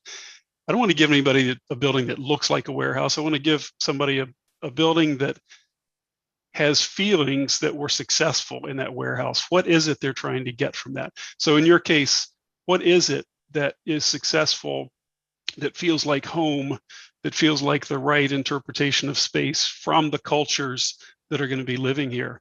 And that can develop an architecture of 10 different types. I don't think there is a right answer to that, but it is a question that as you continue to grow in design, it's the tough question to answer. How can you design something that tries to deliver on that level of experience? So if you're trying to create a feeling of intimacy, it's one thing. If you're trying to create a sense of openness to the community, it's another thing. Yeah, it's a pretty heavy topic, but an important one. Can you zoom out a little bit again, just so we can see a few more of the drawings?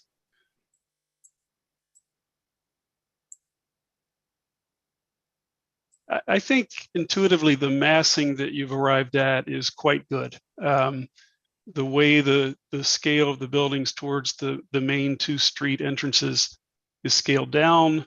It's separated almost into a village of small retail elements that, even though that courtyard is used by everybody, now that we understand the section, the backbone of that created by the L shape towards the interior side of the site, that makes a lot of sense. The variation in the massing, I think you get a lot of unique experiences being here. I don't think it would feel like a generic place. I think that's good. You can imagine people finding individual places that they come to love and inhabit. So I think that's quite good. I'd like to ask one last question, totally different question. I'm enjoying your graphics, and I'm this sort of hand drawing, so much hand drawing, but also collage, photo collage on hand drawing. And I'm just curious, the same sense in the last presentation, we talked about the mode of presentation and the purpose of the project and how difficult it is to align something for the visually impaired in a visually dominant medium. And I'm curious about your decision about the media of presentation, or the rhetoric, to use that term. Like, what does it say that you decided to draw by hand? Was this intentional for the most part? Is this just how you work? Or is it that these are intended to look like childlike drawings, that these might be part of the world that the children would draw for themselves? So why I draw a lot of why I using hand drawings, because when I use SketchUp or 3D modeling, then I hope everyone when see the perspective, I hope everyone feeling warm or familiar, but a strict or the strict lines with a SketchUp model or Illustrator, those things, it's too I feel like it's making some boundary. I don't know why. So that's why I try to use hand draw wiggles, so that I don't know. I think I try to follow the feelings, warm or and but a humanistic. No, I think that's a good answer. To me, that's a really good answer. It's a topic I'm really interested in, is the rhetoric of how we draw and what it says, and your hunch that SketchUp and the sort of digital model was not sufficient to tell the story you're telling. I think that's what I'm getting out of it. So I appreciate it. Yeah, the idea that SketchUp, I think that phrase, Soyun, the sentence that you just said is a really actually profound, that SketchUp and some of these digital media create boundaries. Those were your exact words, and it's worth thinking about that, particularly in the context of your project, which is about the status of boundaries and also engagement. So I love that answer. Hi, Soyun. I just wanted to weigh in briefly. Beautiful project. I was looking at the massing axon, which is really very descriptive of all of the thought and care you put into each of the spaces that you're creating on the outside of the building, or with the building on the outside, and also the view from the metro station. And there's a level of abstraction almost to the building that I was wondering just about the materiality of it.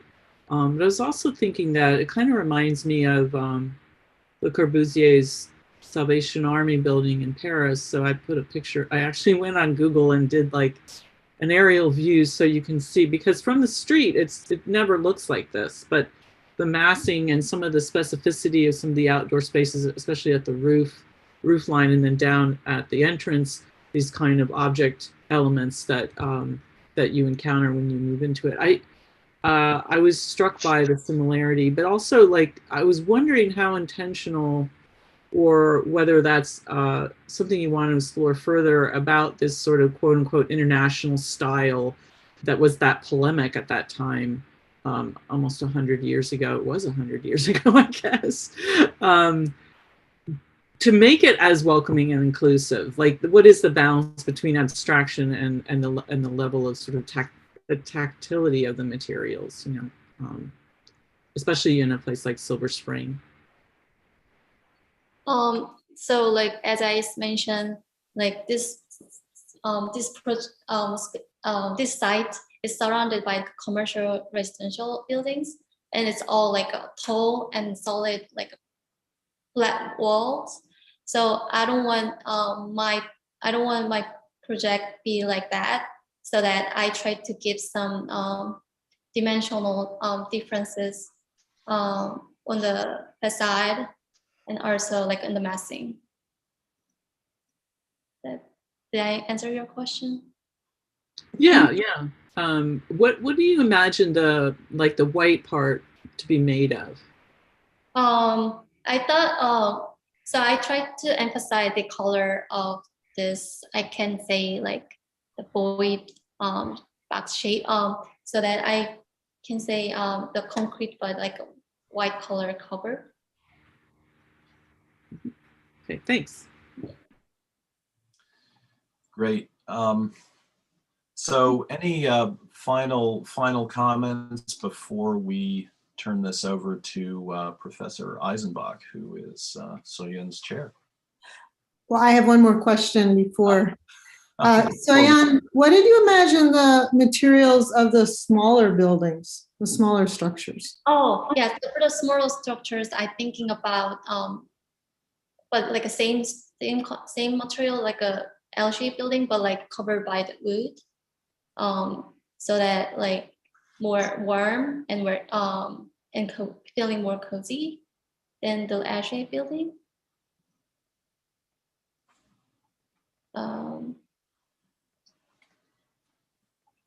Thank you. Does anybody else have any comments? I think we'll turn it over to you, Ranit. Great. Soyun, could you go to your poster, the very first image you made for this project? So I'd like to look at that image and then your very last image, but let's start here. So Soyun made this poster. I don't know if all our guests are aware, but we have a kind of night where all of our thesis students create a poster, and then all the faculty, some of the grad students come around to talk to the students a year ahead of this time, right? So what they're imagining their project is about. And I had the pleasure of being a studio instructor for Soyun in her last semester as a senior here. And it was the first project that we did where we were working with another community. And that year we were working with a community in Haiti. And it was a children's space. And I remember how much I enjoyed the way, Soyun, that you enjoyed thinking about children and thinking about play and playing yourself. And so when I thought about the opportunity to work with you, I was really excited about that. And when I saw this poster, I think it goes back a little bit to the question about iconography and imagery of where, what the building could look like and whether you carry anything forward from the cultural traditions from that people are coming from. And the image of people flying here on these giant birds, and then at the bottom, the people walking here carrying things. And I think it was, Soyun and I talked about this the other day, and the quote that you chose, and that the background to me reminded me of the kinds of screens and imagery you see in traditional Japanese and Korean and Chinese paintings. And Soyun, it wasn't conscious for her. We talked about it. And I showed her some images and I said, wow, these are, like when we talked about the style of her renderings. And I find this image to be very moving. And when I look at, let's go to your very last image that you showed today.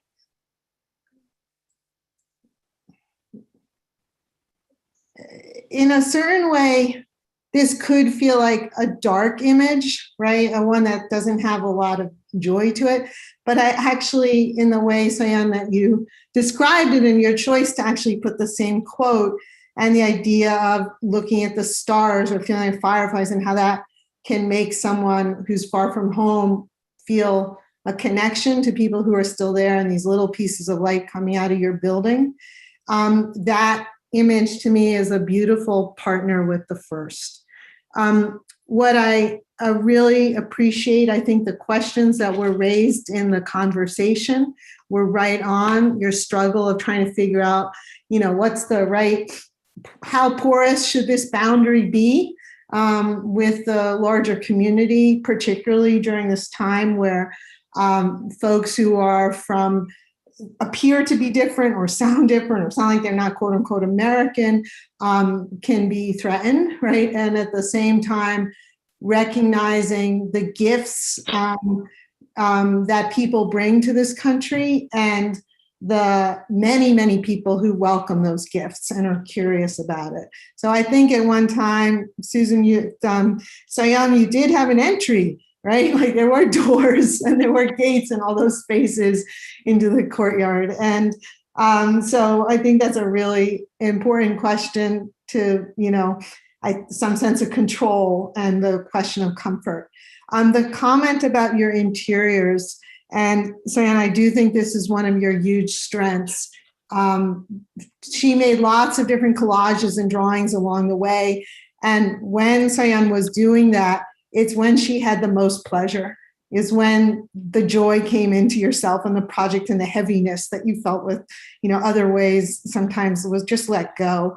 And I think you really expressed and showed a sensitivity to creating spaces that allowed for people to be both apart or together, simultaneously, thinking about how children play, like the thought about scale of a space that a kid might feel right, or a teenager who doesn't quite want to be with everybody else but wants to be kind of near them. And I'd love to see that courtyard get developed more, is really something that I think you really bring to bear, and your thought about that. And then finally, the last thing I would just say is your sense of text reaching into our shared, tactility of food, of sensuality, of, all the different sensors. And someone said, I think, I don't remember, but the idea of translating your feelings from a place to another place rather than trying to look like a place seemed to be a very key thing. So I want to just congratulate you. It's been a pleasure working on this, and I hope that that you keep recognizing, I guess also that point about that the digital model created boundaries, and that you needed to fly beyond those and not necessarily take what was your image of what the accepted presentation should be, but bringing your gifts and your sensitivities forward in the work that you do from now. And it's been a real pleasure and gift to work with you. Thank you, Soyun. Thank you so much. And I'm sorry, one other thing I just would like to say, Soyun had COVID twice.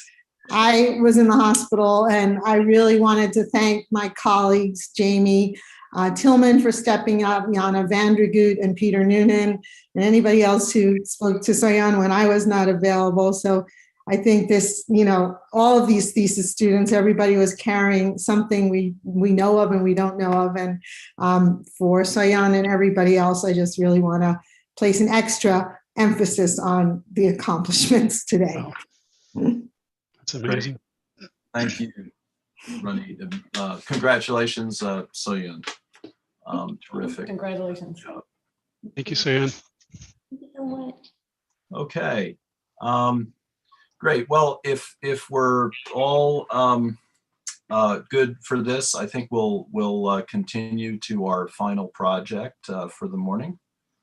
We're going to be shifting gears quite substantially in terms of scale and venue. So Andrew Walker, you are our next presenter. You are a dual degree candidate in real estate development and architecture. So we will hand it over to you. Share the presentation. Also, welcome back, William. One more reviewer for the day, or for the morning session. I'm glad to have you back. Thank you.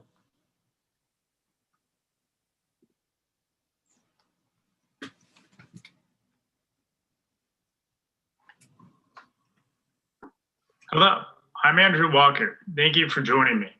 This morning, I will be discussing my thesis proposal titled Collar Point. The topics I will run through in this presentation begin with my thesis statement, then my thesis narrative, followed by some site background and context information. Then I will talk about my proposed development by walking through my urban design strategy and my development objectives. Then followed by a brief wrap-up. My thesis addresses the housing shortage in urban areas and proposes the revitalization of brownfield sites into residential communities to provide more housing in urban areas. I will demonstrate how this process can be done through a site located in Brooklyn, New York. Redeveloping brownfields in urban areas has the opportunity to create more housing in populated areas, as well as improving the social, environmental, and economic well-being of certain areas and reducing urban sprawl. The root of my thesis starts with subsistence, which is defined as the essential characteristics necessary to support life.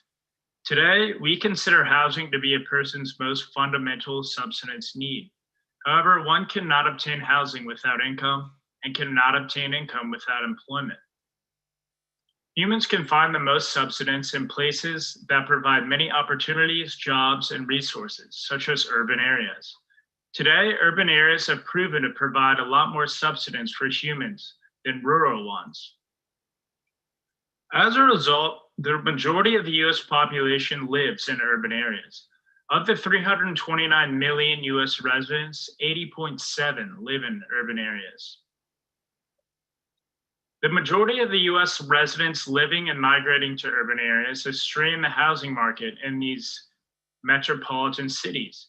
As the demand for housing increases, the supply of housing decreases, which causes an imbalance between supply and demand. In cities like Los Angeles, the current housing supply and future deliveries simply cannot accommodate all its current residents, let alone its future residents. Developing housing is imperative. However, housing development in both rural and urban areas has its drawbacks.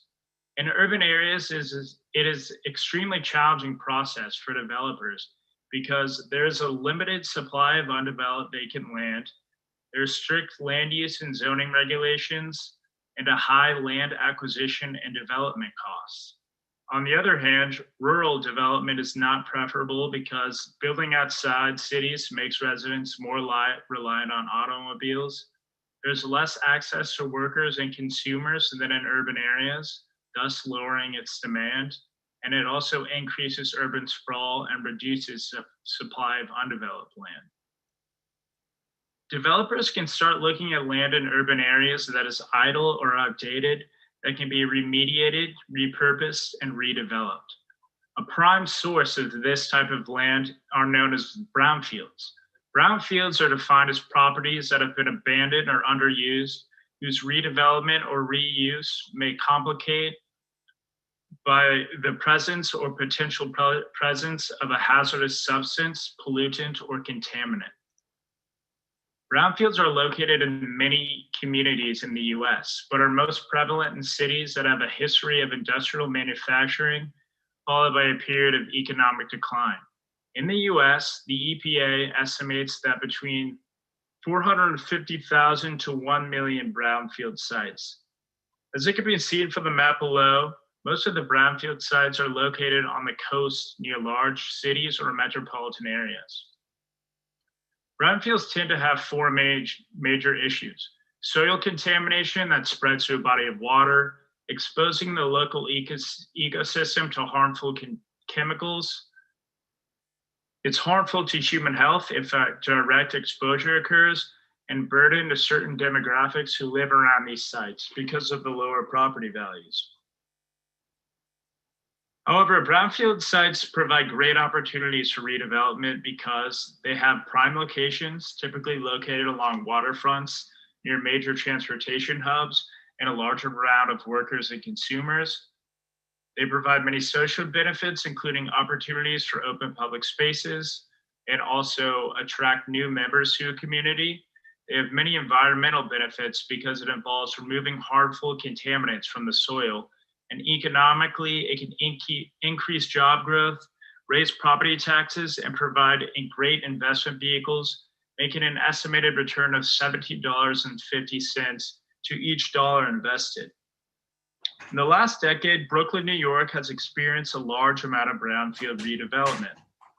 This is due to the adoption of a 2005 zoning amendment that made the site change from industrial to residential. This has increased the amount of housing in the area and led to a surge in economic activity. The waterfront is located in Brooklyn's Greenpoint neighborhood, covering a 2-mile stretch of the East River shoreline. This 2-mile stretch of land has fantastic views of Manhattan and downtown New York, making it prime location for residential uses. Here's a brief history of the waterfront. From the 1850s and 1950s, the area was a major ship, steel, and manufacturing hub that was thriving economically. Starting in 1970s and continuing through the 2000s, the area fell into great economic decline, resulting in local ship and lumber yards leaving the area, and also many factories and manufacturing plants becoming and remaining idle for many years. In 2005, the Greenpoint Williamsburg Waterfront Master Plan rezoned the former industrial waterfront to a residential area. The master plan created a vision of the future for the Greenpoint waterfront and proposed numerous parks, public green spaces, and pedestrian trails linking lots along the riverfront. From 2006 to present day, the waterfront has experienced a surge in residential developments, bringing more than 4,600 units to the waterfront since 2011. Today, 6 Class A residential high-rise developments have been completed, with many more residential projects set to be delivered in the next decade. The recent development activity in this area has led me to selecting a site along the waterfront where I will propose a mixed-use, mixed-income development on a vacant brownfield parcel that has remained underused and idle since the 1930s. The development site I have chosen covers 2 parcels, which have been subdivided into 8 lots.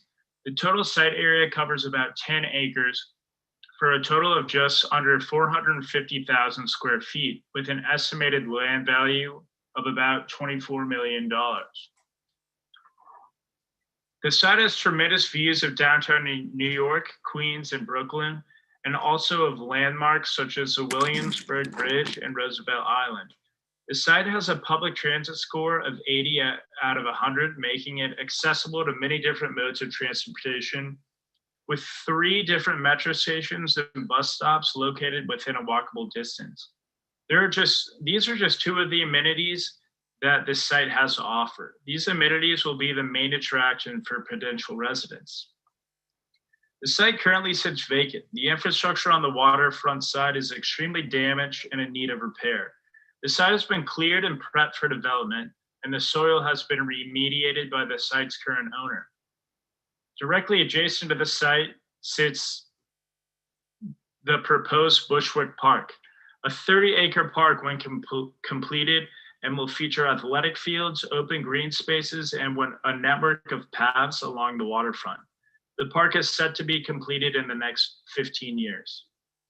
The site resides in 3 different zoning districts: R6, C24, R6, and R8. R6 and R8 allow for residential uses only, while R6, C24 allows for both residential and commercial uses. R8 allows for the highest density with an FAR of 6.02, while R6 and R6 C24 each have an FAR of 2.43. After a market analysis of my site's market and submarket, I've determined the current rental market conditions are in good standings, with an inventory of over 9,000 units and a vacancy rate of almost 8%. As for demographics, 81.4% of residents are rentals. There's an average household size of 2.09 people. The average income is $108,000 a year, making it the 2nd most expensive submarket outside New York City in the area. And the majority of people in the area are between 25 to 44 years of age. So after all this research, I've determined my thesis development proposal will be mixed use, mixed income. It will feature residential and commercial retail space, along with a unit mix of studio, 1, 2, and 3 bedroom units at 3 different affordability rates. I will now talk about the reasoning behind my tower replacement and current site amenities. The site features 4 residential towers. Around the site are various amenities for each resident and surrounding community. The amenities include different waterfront access via the get down and boat dock, green roof amenity space for tenant, rooftop garden space, and pedestrian only path that offers direct access from West Street to the waterfront. The towers are positioned on the site in a way that will maximize views for each individual tower. Each tower has a view corridor that includes the East River and New York City, downtown Queens, and of the proposed Bushwick Park. To attract visitors and potential residents at the site, a view corridor was created, giving views of the waterfront and specifically the Freedom Tower in New York City from a pedestrian level. The corridor then opens up to a large green space on the site that offers more superior views. Part of the Greenpoint Williamsburg Master Plan is a shore public walkway that spans 2 miles across the waterfront. The walkway allows for access to the East River and allows for the city to finally connect to the waterfront after decades of being an industrial wasteland. Stimulating engagement with the waterfront is an important aspect of this design. There are 2 different edge conditions that allow pedestrians to either enjoy views of the river or to launch kayaks or board boats. Creating a pedestrian-friendly environment was an important design principle. To create direct access from the street to the waterfront, a pedestrian-only route has been established, cutting diagonally through the site. Once across a cut-through street in the middle of the site, no vehicles are permitted, giving the site completely to the pedestrian. All parking is hidden on the site in garages that are in the center of each building, and a proposed streets allows for development of these garages. Provided resident community space is an amenity most buildings include. However, given the tremendous views, I wanted to create multiple roof terraces to activate the rooftops and create more green space that was taken away from the base of the building. When designing this development, I used 4 principles or objectives, which include revitalizing a brownfield site, a 3-phase development plan, a sustainable design approach, and mixed income housing. From a site that was idle for almost 30 years, that was a burden both aesthetically and physically to the residents of the community, to a waterfront destination filled with green space and community integration. This is a view of the site before and after. 3 development phases will bring a total of 4 residential towers to the site, commercial and residential uses, and many different units. Each phase will bring 1 building to the site, starting from the rear closest to West Street. Tower A will be close to 280,000 square feet, bringing a total of 242 total units to the side, along with 22,000 square feet of retail space. Phase 2 will bring 1 podium connecting to Tower B1 and B2 to the site for a total of 525,000 square feet, 547 units, and close to 2,500 square feet of retail. The 3rd and final phase will bring Tower C to the site with 255,000 square feet, 241 units, and 15,000 square feet of retail. In total, the development build-out will bring over 1 million square feet to the site. It will bring a total of 1,003 units to the site, 83 micro units, 378 1-bedroom units, 485 2-bedroom units, and 144 3-bedroom units. There will be a total of 75,816 feet of retail space as well. Sustainable design approach. The towers are placed on the site to receive maximum sunlight. Their largest facade faces due south. On each tower is a roof that is angled towards the sun with PV systems to receive maximum sunlight. There will be a total of almost 33,000 square feet of solar panels, totaling close to 2,500 individual panels. Each tower will have a community green roof along with a gardening area. These will be planters that can be used by residents to grow anything they'd like. The structure of the building will be done so with a hybrid structural system of concrete, mass timber, and CLT. CLT panels, along with glulam columns and beams and structural CLT walls, will comprise the main structure of the building. By using this construction method, it will speed up the construction period due to the modularity that is used with this construction, and it will also sequester carbon from the air. The building materials are comprised of CLT for the structural walls and floors, concrete for the basement and parking garages, glulam for the structural columns and beams, and charred pine, light, and dark siding on the exterior. Mixed income / affordable units. The residential component of the 4 towers will feature 3 different affordability rates. in order to be labeled as a mixed income development.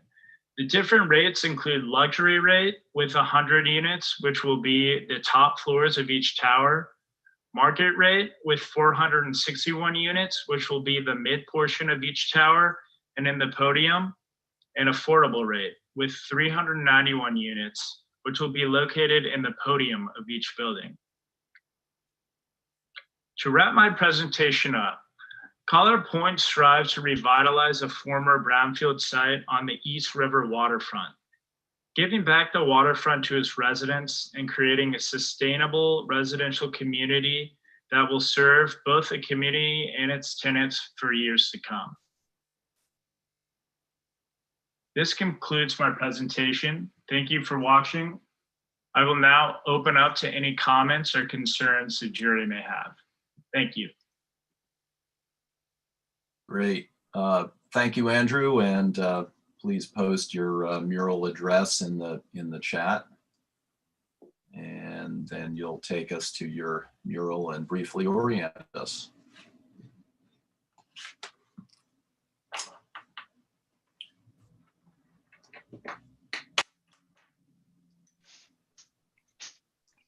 All right, it should be up. Let me share my screen.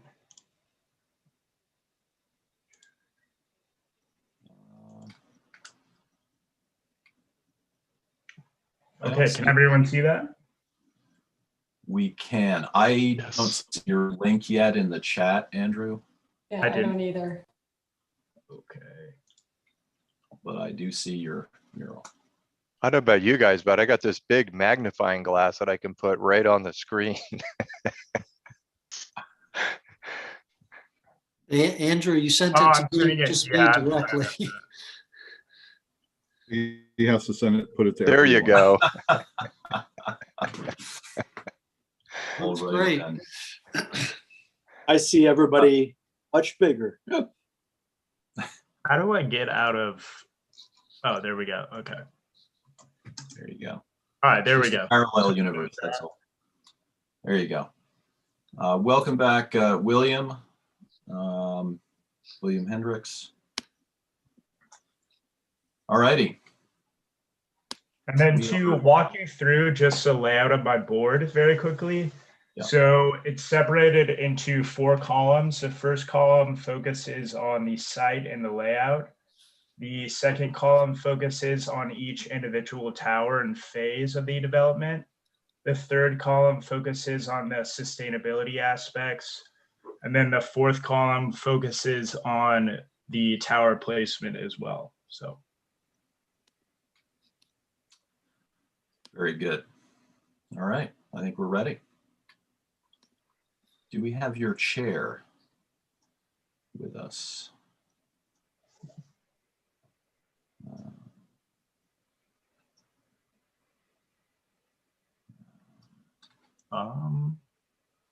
Didn't have a chance to sign in. I know she's in, I think, another time zone.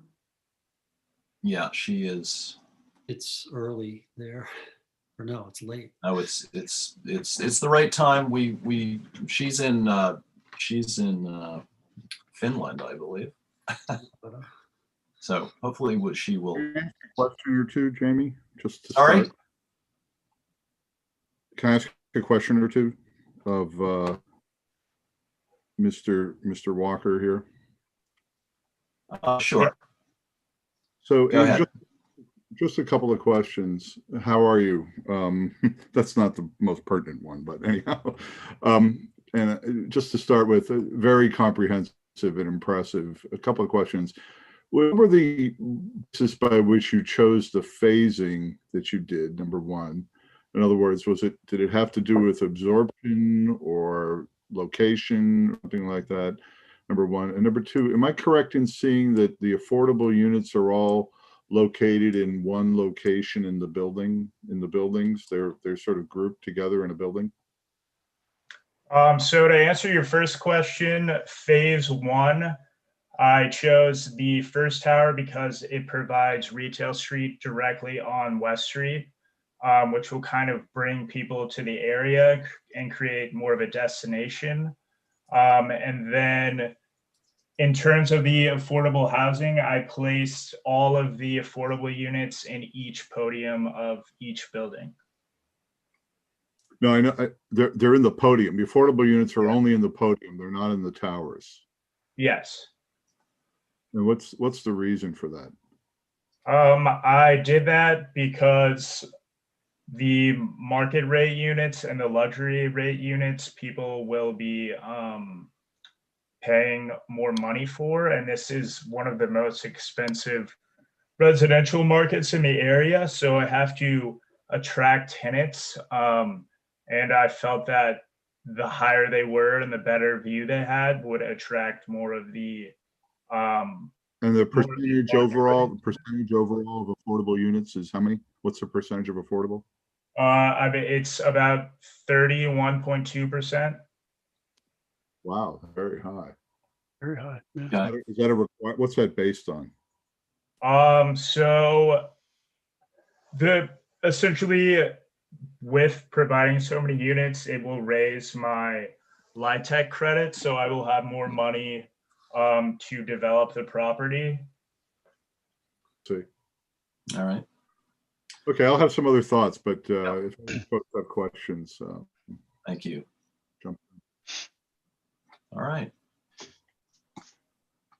Andrew, this is Jeff. That is very, very impressive to me. I just think it's a very sophisticated, very thorough analysis on all the goals that you set for yourself feel appropriate. And then the questions you asked yourselves and the question you answered along the way.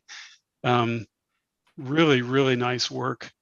I'm sure there are a million questions and maybe differences we could each take, but you've made such a clear and thorough and comprehensive presentation, and it's so well drawn. I have to say the drawings are pretty spectacular.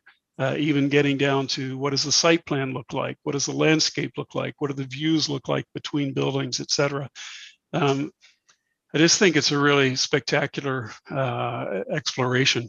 I happen to have spent last week or 2 weeks ago in Long Island City, which I guess is sort of a precursor to this, because they certainly took upon themselves the river's edge sites first before they did some other things.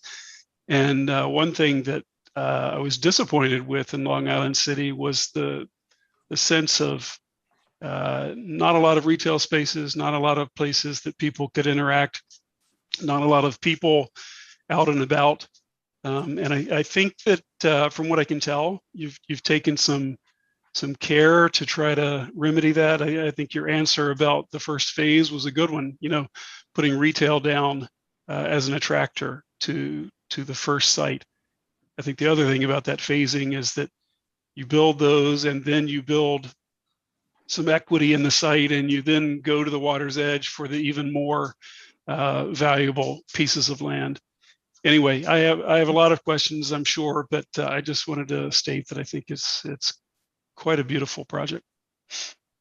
Thank you. And go ahead. I just want to jump in and second that. I mean, incredibly professional presentation and comprehensive. I can imagine that it's pretty much ready to go. And so the questions I have, and you hit on a couple of really excellent positions. The redevelopment of brownfields is really important. It's sort of obvious place to do something here. And I'd written a question waiting for you to talk about the material. It felt like you were going to use CLT, and so I was happy to see that you're using CLT. And I think the charred siding, all of that's really, really great. So congratulations on that. I think my two questions are tough ones because, well, one has to do with rising water. And so you did mark a flood line, but I feel like I don't understand enough about really future-proofing this water's edge and really what the implications of such a low-lying development are. And I'm going to leave that one aside, but I do want to hear more about that. East River is a tidal river. That's already a problem. But then rising water, like where's the mapping that might show us how you're going to deal with that? My bigger concern actually goes back to Matt's question. And in a way, you make an irrefutable economic argument about where the affordable units are, where the market rate is, and where the luxury units are. And I can't actually argue with that because you've made an argument based on the world that you've set up for evaluating this. Architecturally, making so clear where those splits are is something I'm uncomfortable with. On the one hand, the massing of the building's intriguing. They sort of look like sky terraces. So on the one hand, there's a really interesting massing that comes from that. On the other hand, it is literally economic segregation written into the building massing. And in the same way that I asked of the previous two questions, that it opens up this question, what can architecture do with really difficult problems? To me, yours flips it a bit. And you want to think about what is architecture doing to what kind of city we're making. And if we had done this in plan, where there was one neighborhood for the wealthy, one neighborhood for the market rate, and one neighborhood for the affordable, would we feel the same way about that? And so should we be making it so evident who can afford what? Or architecturally, should we take up the challenge of saying, whoever is behind that door, their economic status is not, the way they're paying for their unit should not be architecturally evident. And it's a really tough problem because my sort of easy armchair, economic equity advocate from my position in the university is it's easy for me to make that argument, to raise that question. But when somebody's actually developing buildings and trying to make the city denser and make more housing, you do have a problem. But it's the one part of this that that I have real questions about. And, Matt brought it up first. I was going to bring it up anyway, and Matt just raised his hand. So I'm going to let him jump in. And well, yeah, I mean, Andrew, are you proposing doing beyond what the zoning would allow here?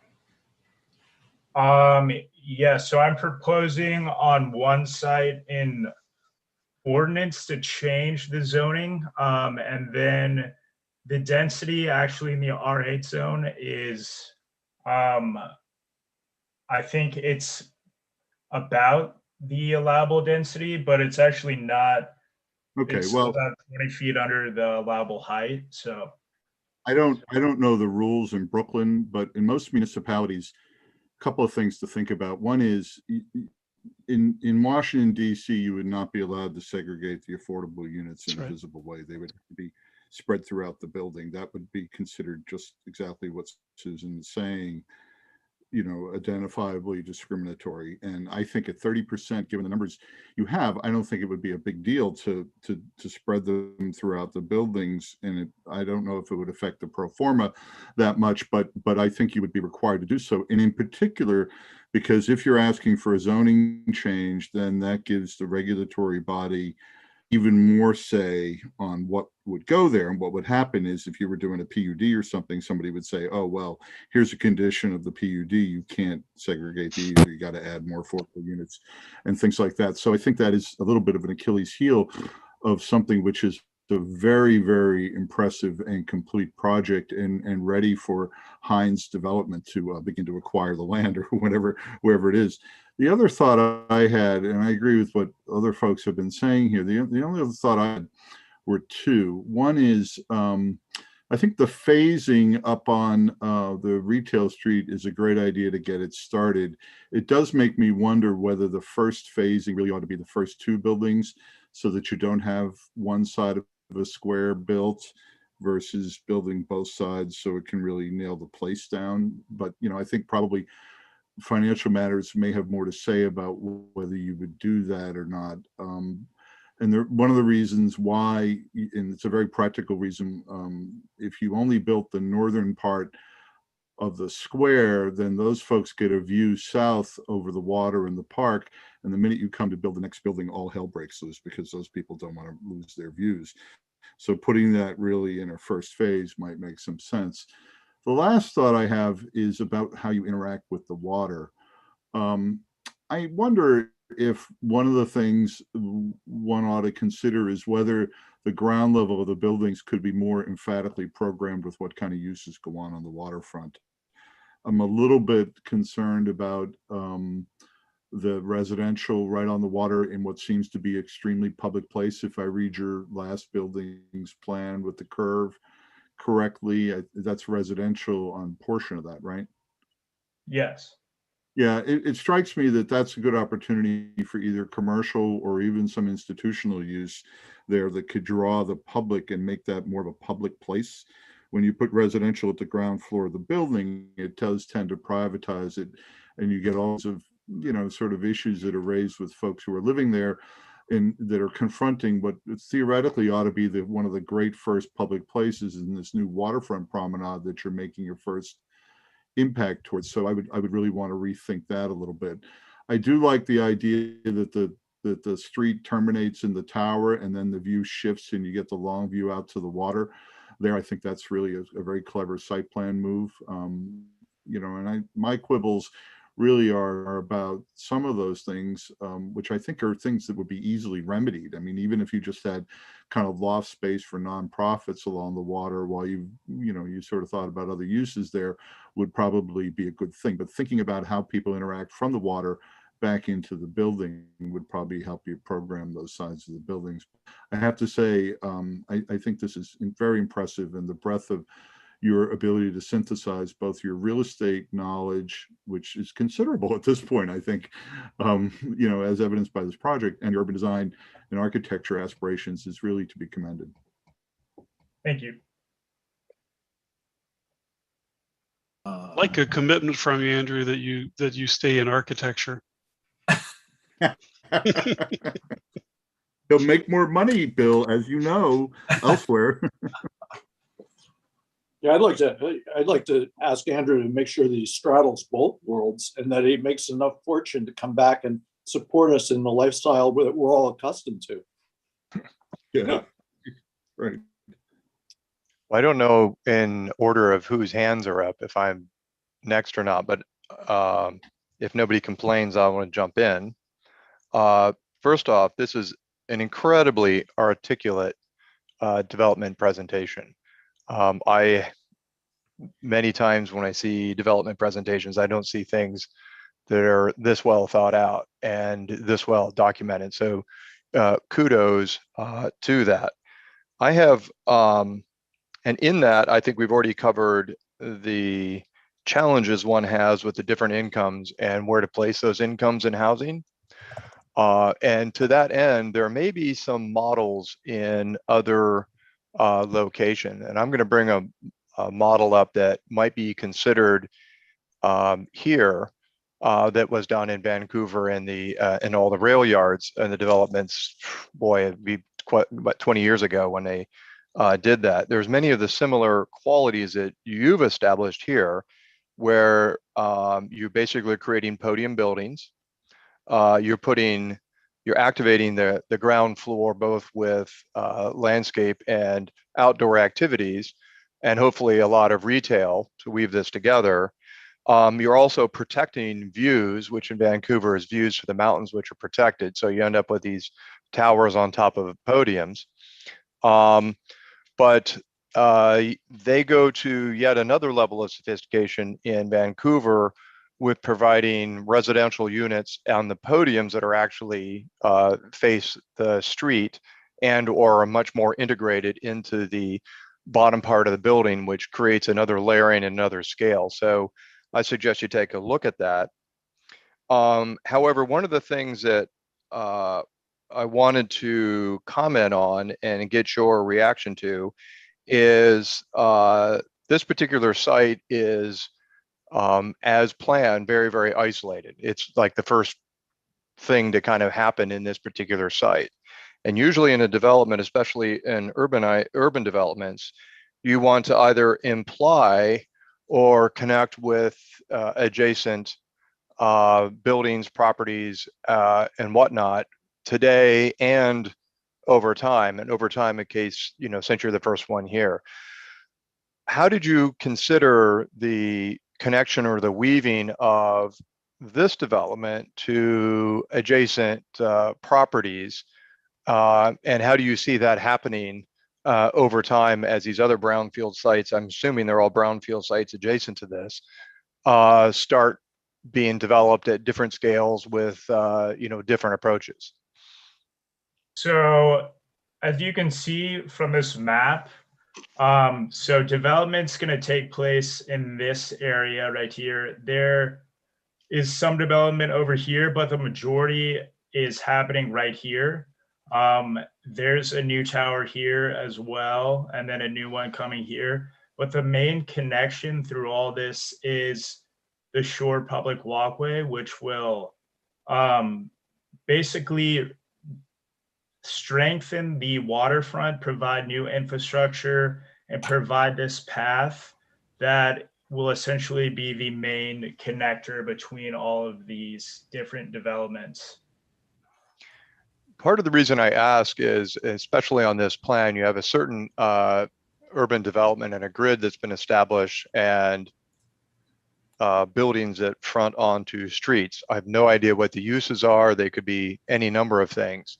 And then there's a line plan east of your on this site, plan east on your property, that kind of goes up, and then there's a very radically different kind of development. And it appears as though there's very little weaving together or permutation or connection between those two. How do you feel about that? And how can this site either say I'm building a wall or be more connected to the transition from the neighborhood to the east and then move to the west off, looking at this particular plan, or shall we say right and left versus east and west? Well, so first of all, this whole street is a retail street. And then the reason there's this cut through the site is because it, first of all, establishes direct pedestrian access to the waterfront, which was one of the main goals of the master plan. Also, the edge, it's different over in this area than it is over there because of this inlet and because of the park. So I think in order to establish like a connection between them all, I had to almost take a dramatically different approach to get the connection from those developments to the actual park and weave through mine as well. If that answers your question. It does, and I wanted to, this question kind of leads into that diagonal, and it is a way of connecting, to the retail street and to that area. And I think it's an extremely important element of connection, as well as your facades and how you stretch retail extend retail from that retail street into your site. The goal being to make this as organic as possible from the street condition, even though from there above, it's going to be probably a radically different scale.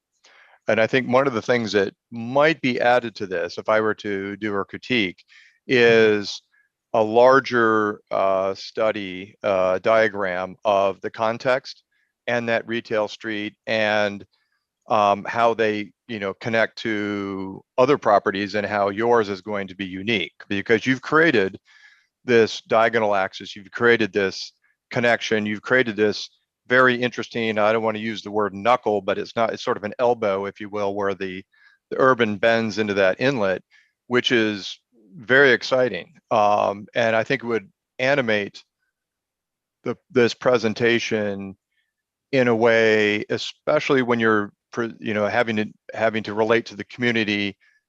It would relate those much more intimately, rather than being, it appears a little too much like an island, and you've done some sophisticated connections. I think you need to put those on the grandstand and let everybody see them. are on the podium and let everybody see them by, developing that. Other than that, I mean, it's really a fantastic presentation. I think you probably could come up with some ways in strategies in which to disperse the different income groups throughout the site and different offerings. Once you get beyond the math problem, there may be, as I think Susan said, an architectural way to do this rather than a mathematical way to do this. And that would be an interesting next step in the design problem. But, I applaud you on your research, and just wish you would add a little bit more of the context weaving into this site and the other sites that are being developed. Great. Maddie. Oh, I join all of the other critics in applauding your achievements here. It's really a terrific project. I want to follow on to the comments about the housing mix with just a few other thoughts. First thought is, I don't think that there are regulations about, excuse me, about mixing incomes in Brooklyn, because this has been a perennial problem for new development there. Another problem with some of the new developments in Brooklyn has been not only that the units themselves are segregated, but that the building amenities are not available for the lower income residents. And it even goes so far as to include separate entries, which have been known as poor doors. So Brooklyn has a bad history here. And so I'm thinking about some ways you could ameliorate the problem. I'll just throw a few ideas out there. One is, in New York, it's pretty customary to include community spaces in buildings like party rooms, exercise rooms, pools, etc. And making those community spaces welcoming to the entire community, I think, would go a long way towards creating that kind of utopian community where people get to know each other regardless of income level. Another thought here is that you're right on the waterfront. So view is a tremendous amenity that I'm sure you could capitalize on. So even on the same floor of a building, it would seem to me that there would be apartments that would go for a premium, and apartments that would command lower rent. So that might be a way to get a little bit of economic justification for a mix. Another thought would be to seek grants for affordable housing, or seek affordable housing programs that might make the mix more possible. And one more thought for the podium of the building. I think a key population segment in Greenpoint is artists, and the podium that has these deeper units would be, really perfect for live work units that would accommodate artists. And that I think would be an opportunity for you to command some good rents for those podium spaces, which would help the bottom line. It sort of goes against all principles except economic ones to create segregated housing. And so, I think we're all kind of eager to help you beat down the barriers here to creating a development that feels as good as it looks. And I think that's an important part of creating a great community in this available land. So thanks very much for the investigation, and keep going, and keep pushing on the problems where they arise. Great. We have two more. Matt, you've had your hand up, so please go ahead, and then Maria. Yeah, just briefly, the question about phasing and weaving it into the neighborhood. I don't know this neighborhood, but there are neighborhoods where you have to build a critical mass to make some place, and the Wharf is an example of, you know, the neighborhood adjacent was really not, doesn't give all that many cues. And the developers smartly just decided to build a huge critical mass in a first phase in order to make a place. And this might be, I don't know this local market, but it could be that this is one of those places where maybe if the housing market is as strong as I think it is in New York City, you could even rationalize building all 3 buildings at once and getting some critical mass there and really beginning to flip the place around. It may not require that, but it certainly worked at the Wharf. Okay, thank you. Maria. So Andrew, I think you've done a fantastic job of integrating the architectural aspects and the real estate development aspects of this project. I think the idea of using brownfield redevelopment to help to address the shortage of affordable housing across the country is a really great one. I wanted to address sort of the central concerns that have come up during this discussion with low-income housing tax credits and mortgage revenue bonds are federal programs that are administered by the U.S. Treasury. The poor door concept and segregation of income units within a development has been outlawed for some time. They're not allowed. The affordable units have to be interdispersed throughout the project. Also, to address Matt's issue or concern about the amount of affordable housing within the project, is that a developer has to elect between 2 mixes of units, either in order to get that type of financing. Either 20% of the units have to be rented to households at 50% of area median income, or 40% of the units have to be rented to households having 60% of area incomes at area, 60% of area median income. So 30% is of affordable housing in a project like this is not unusual. And in fact, in the district, you may find percentages of affordable housing in mixed income projects much higher. So I know that attracting high income renters to these buildings is a problem. And one thing that you might consider doing, Andrew, to make the economics work is to lower the amount of affordable housing units to the minimum allowable, which is 20% of the units being affordable. Other than that, I think you've done a great job. We have been in your committee this whole semester. This project has evolved and improved over the semester, and we're very happy. I'm very happy with the results of your research.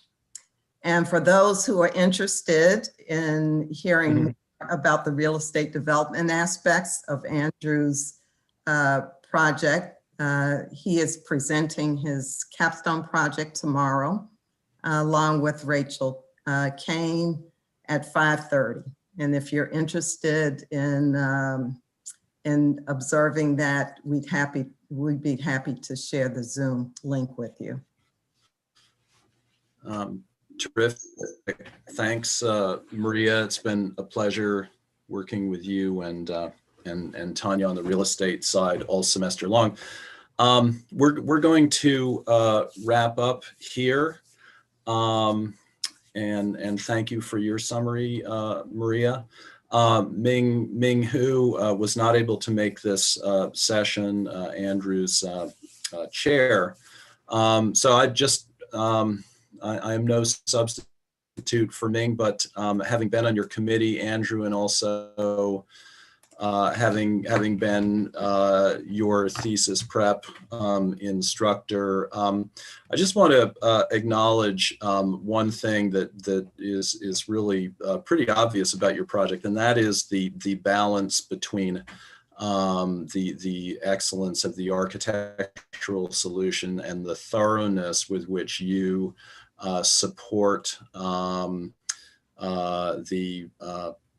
the project with the data and an understanding, kind of a very complete understanding of the data that you're working with that feed into the project. So I would say the balance of this is certainly one of the more balanced projects and most thorough, taking into account both sides of this equation that I can recall in recent memory. And so I want to congratulate you on an incredibly successful semester, and look forward to seeing how you move forward. So congratulations. Thank you so much. Great. So what we typically do when we reach the end of a thesis review segment is we do ask our guests to connect the dots for us and reflect on the projects in the aggregate, thinking about common themes or making observations that you feel are relevant. Really of any nature whatsoever. So we're going to open it up to you for a few minutes and would be very interested in your reflections. And that would be Susan, Jeff, and William. Oh, that's right. That's why we're here. No, I'm just kidding. Well, first of all, first comment is I consider it a sign of an extremely healthy program to see the range of diversity of thesis topics that we saw this morning. And I imagine that the previous days were the same way. We're of course experiencing that at my program in Alexandria. And thesis is an extremely individual, kind of lonely journey. Even though you're in a cohort, you begin with a hunch and a passion and something that means a lot to you, but it has to expand from that. It can't only be yours. And I've been telling my own students this week that you are not the same person you were when you started this. And even if at the end of your thesis, you look back and you think, why did I do this? Because, or what made me think this was a good idea? Because you theoretically, hopefully have learned so much over the course of doing your thesis that you are now mature enough to begin to question your initial moves and your initial premises.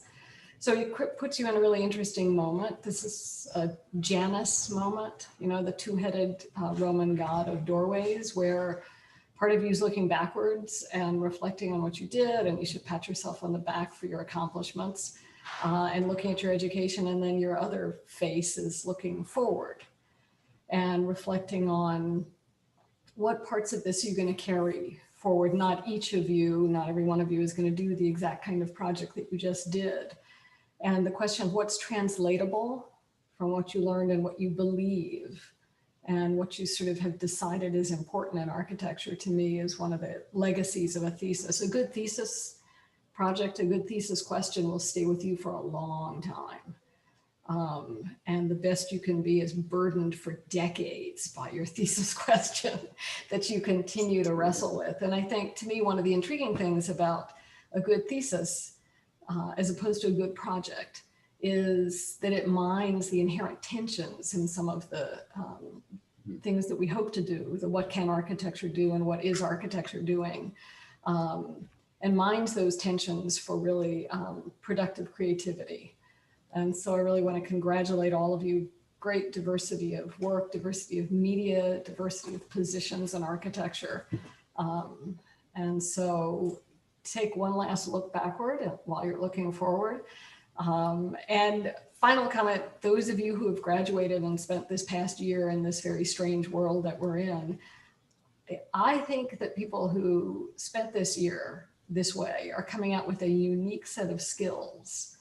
And it'll be interesting to see in the profession how the demands of a really well-organized presentation, the demands of sort of how you present yourself in this screen, how you had to work under these conditions, you're coming out resilient.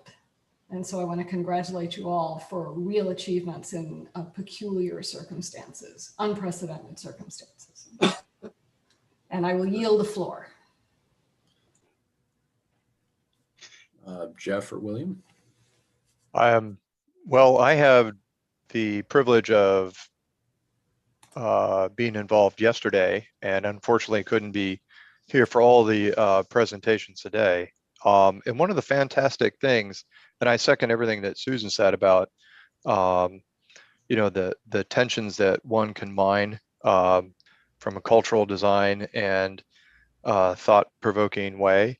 I'm going to carry forward that beautiful Janus moment. I like that. That was a great comment, looking backwards and forwards. But I want to comment on how remarkable it is, the tour that we've been gifted by, reviewing these projects. Yesterday, we saw a project in DC, one in Milwaukee, one in Cleveland, and one in El Salvador in the morning. And today in Brooklyn. And so there's no shyness in the students to really stretch to different areas, and each one of them had a different scale and a different context. What I want to applaud in that collection is the ability for the students to convey in a meaningful way the thesis, the site, the unique qualities of each one of those contexts, and how they develop their design based off of the unique contextualism from each one of those sites. This one is absolutely no different. This may be the most thorough from a development point of view, with every math problem covered, every angle kind of covered, and I think that's really fantastic. And I would translate that back through all of the ones that we saw yesterday as well, which are quite extraordinary. One of the things I do want to add is I think every one of these projects in some form dealt with the human condition in an urban place.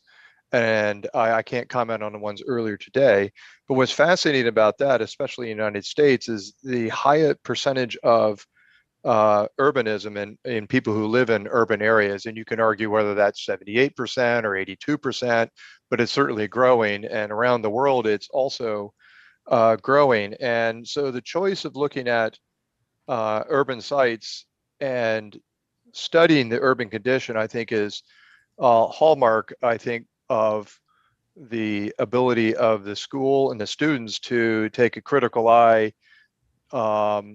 to the future and to today. And I really applaud the nature of these projects and the critical level that they've reached on analyzing, urban living and the challenges that provides.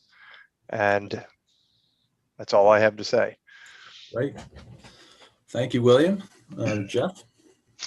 Yeah, thank you, first of all, for letting me be part of this. It was a great window into the program, and incredible diversity of questions you were asking to solve. And I think I'm very excited. What it kind of renews for me my excitement about the profession itself, because I think we are in a position to ask tough questions and then set about solving them. And each of you took a lot of courage, I believe, in establishing the questions for your thesis. And then I think that is kind of a microcosm. This semester, or these 2 semesters, have been a microcosm of what your best professional life can look like. taking on a question, researching it deeply, trying to provide a meaningful solution. And through that, I think we truly can impact the world. I mean, you take on a question of refugees, and that can impact things. You take on a question of providing a place for people that are blind or with difficult sight, and that can impact things. Take on a question of that, you know, from the outside looks like just a large development question. How do we make a big residential building? But it was much, much more than that. And these are questions that matter. The thoughtfulness with which you guys each approach them, I really applaud. And as you go forward, you know, I would please don't become jaded by the types of opportunities that come in front of you, because if you take your own intention and put it deeply into the investigations that you're being asked to look at, then nothing is boring, nothing is meaningless, because you bring your whole self to it. So thank you for sharing all this with us, and look forward to seeing you all in the profession soon. Great. Thanks so much, Jeff, Susan, and William, for joining us this morning. Are there any other things that we need to mention before we get offline, Lindsay? I don't think so. Just great work to all the students, and thanks to the jury. We will be back at 1:30, and the room will open 15 minutes early if anyone wants to hang out. And all the jury members are invited to come back for sure. Yep, terrific. On behalf of all the faculty and the students, I really do want to thank our visitors today. You really made today's activities really special, I think, for our students. So thank you very much for your time.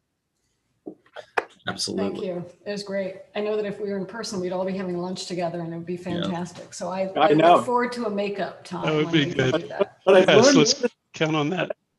I've learned that this actually works, by the way. I can actually see things better on my iPad. It only works on an HD screen, though. Brian, yeah, you were so quick on the draw. That compliments on that one. Cheers. Okay. Right. Very good, everybody. Thank you so much. We'll see you soon. Bye-bye. Bye.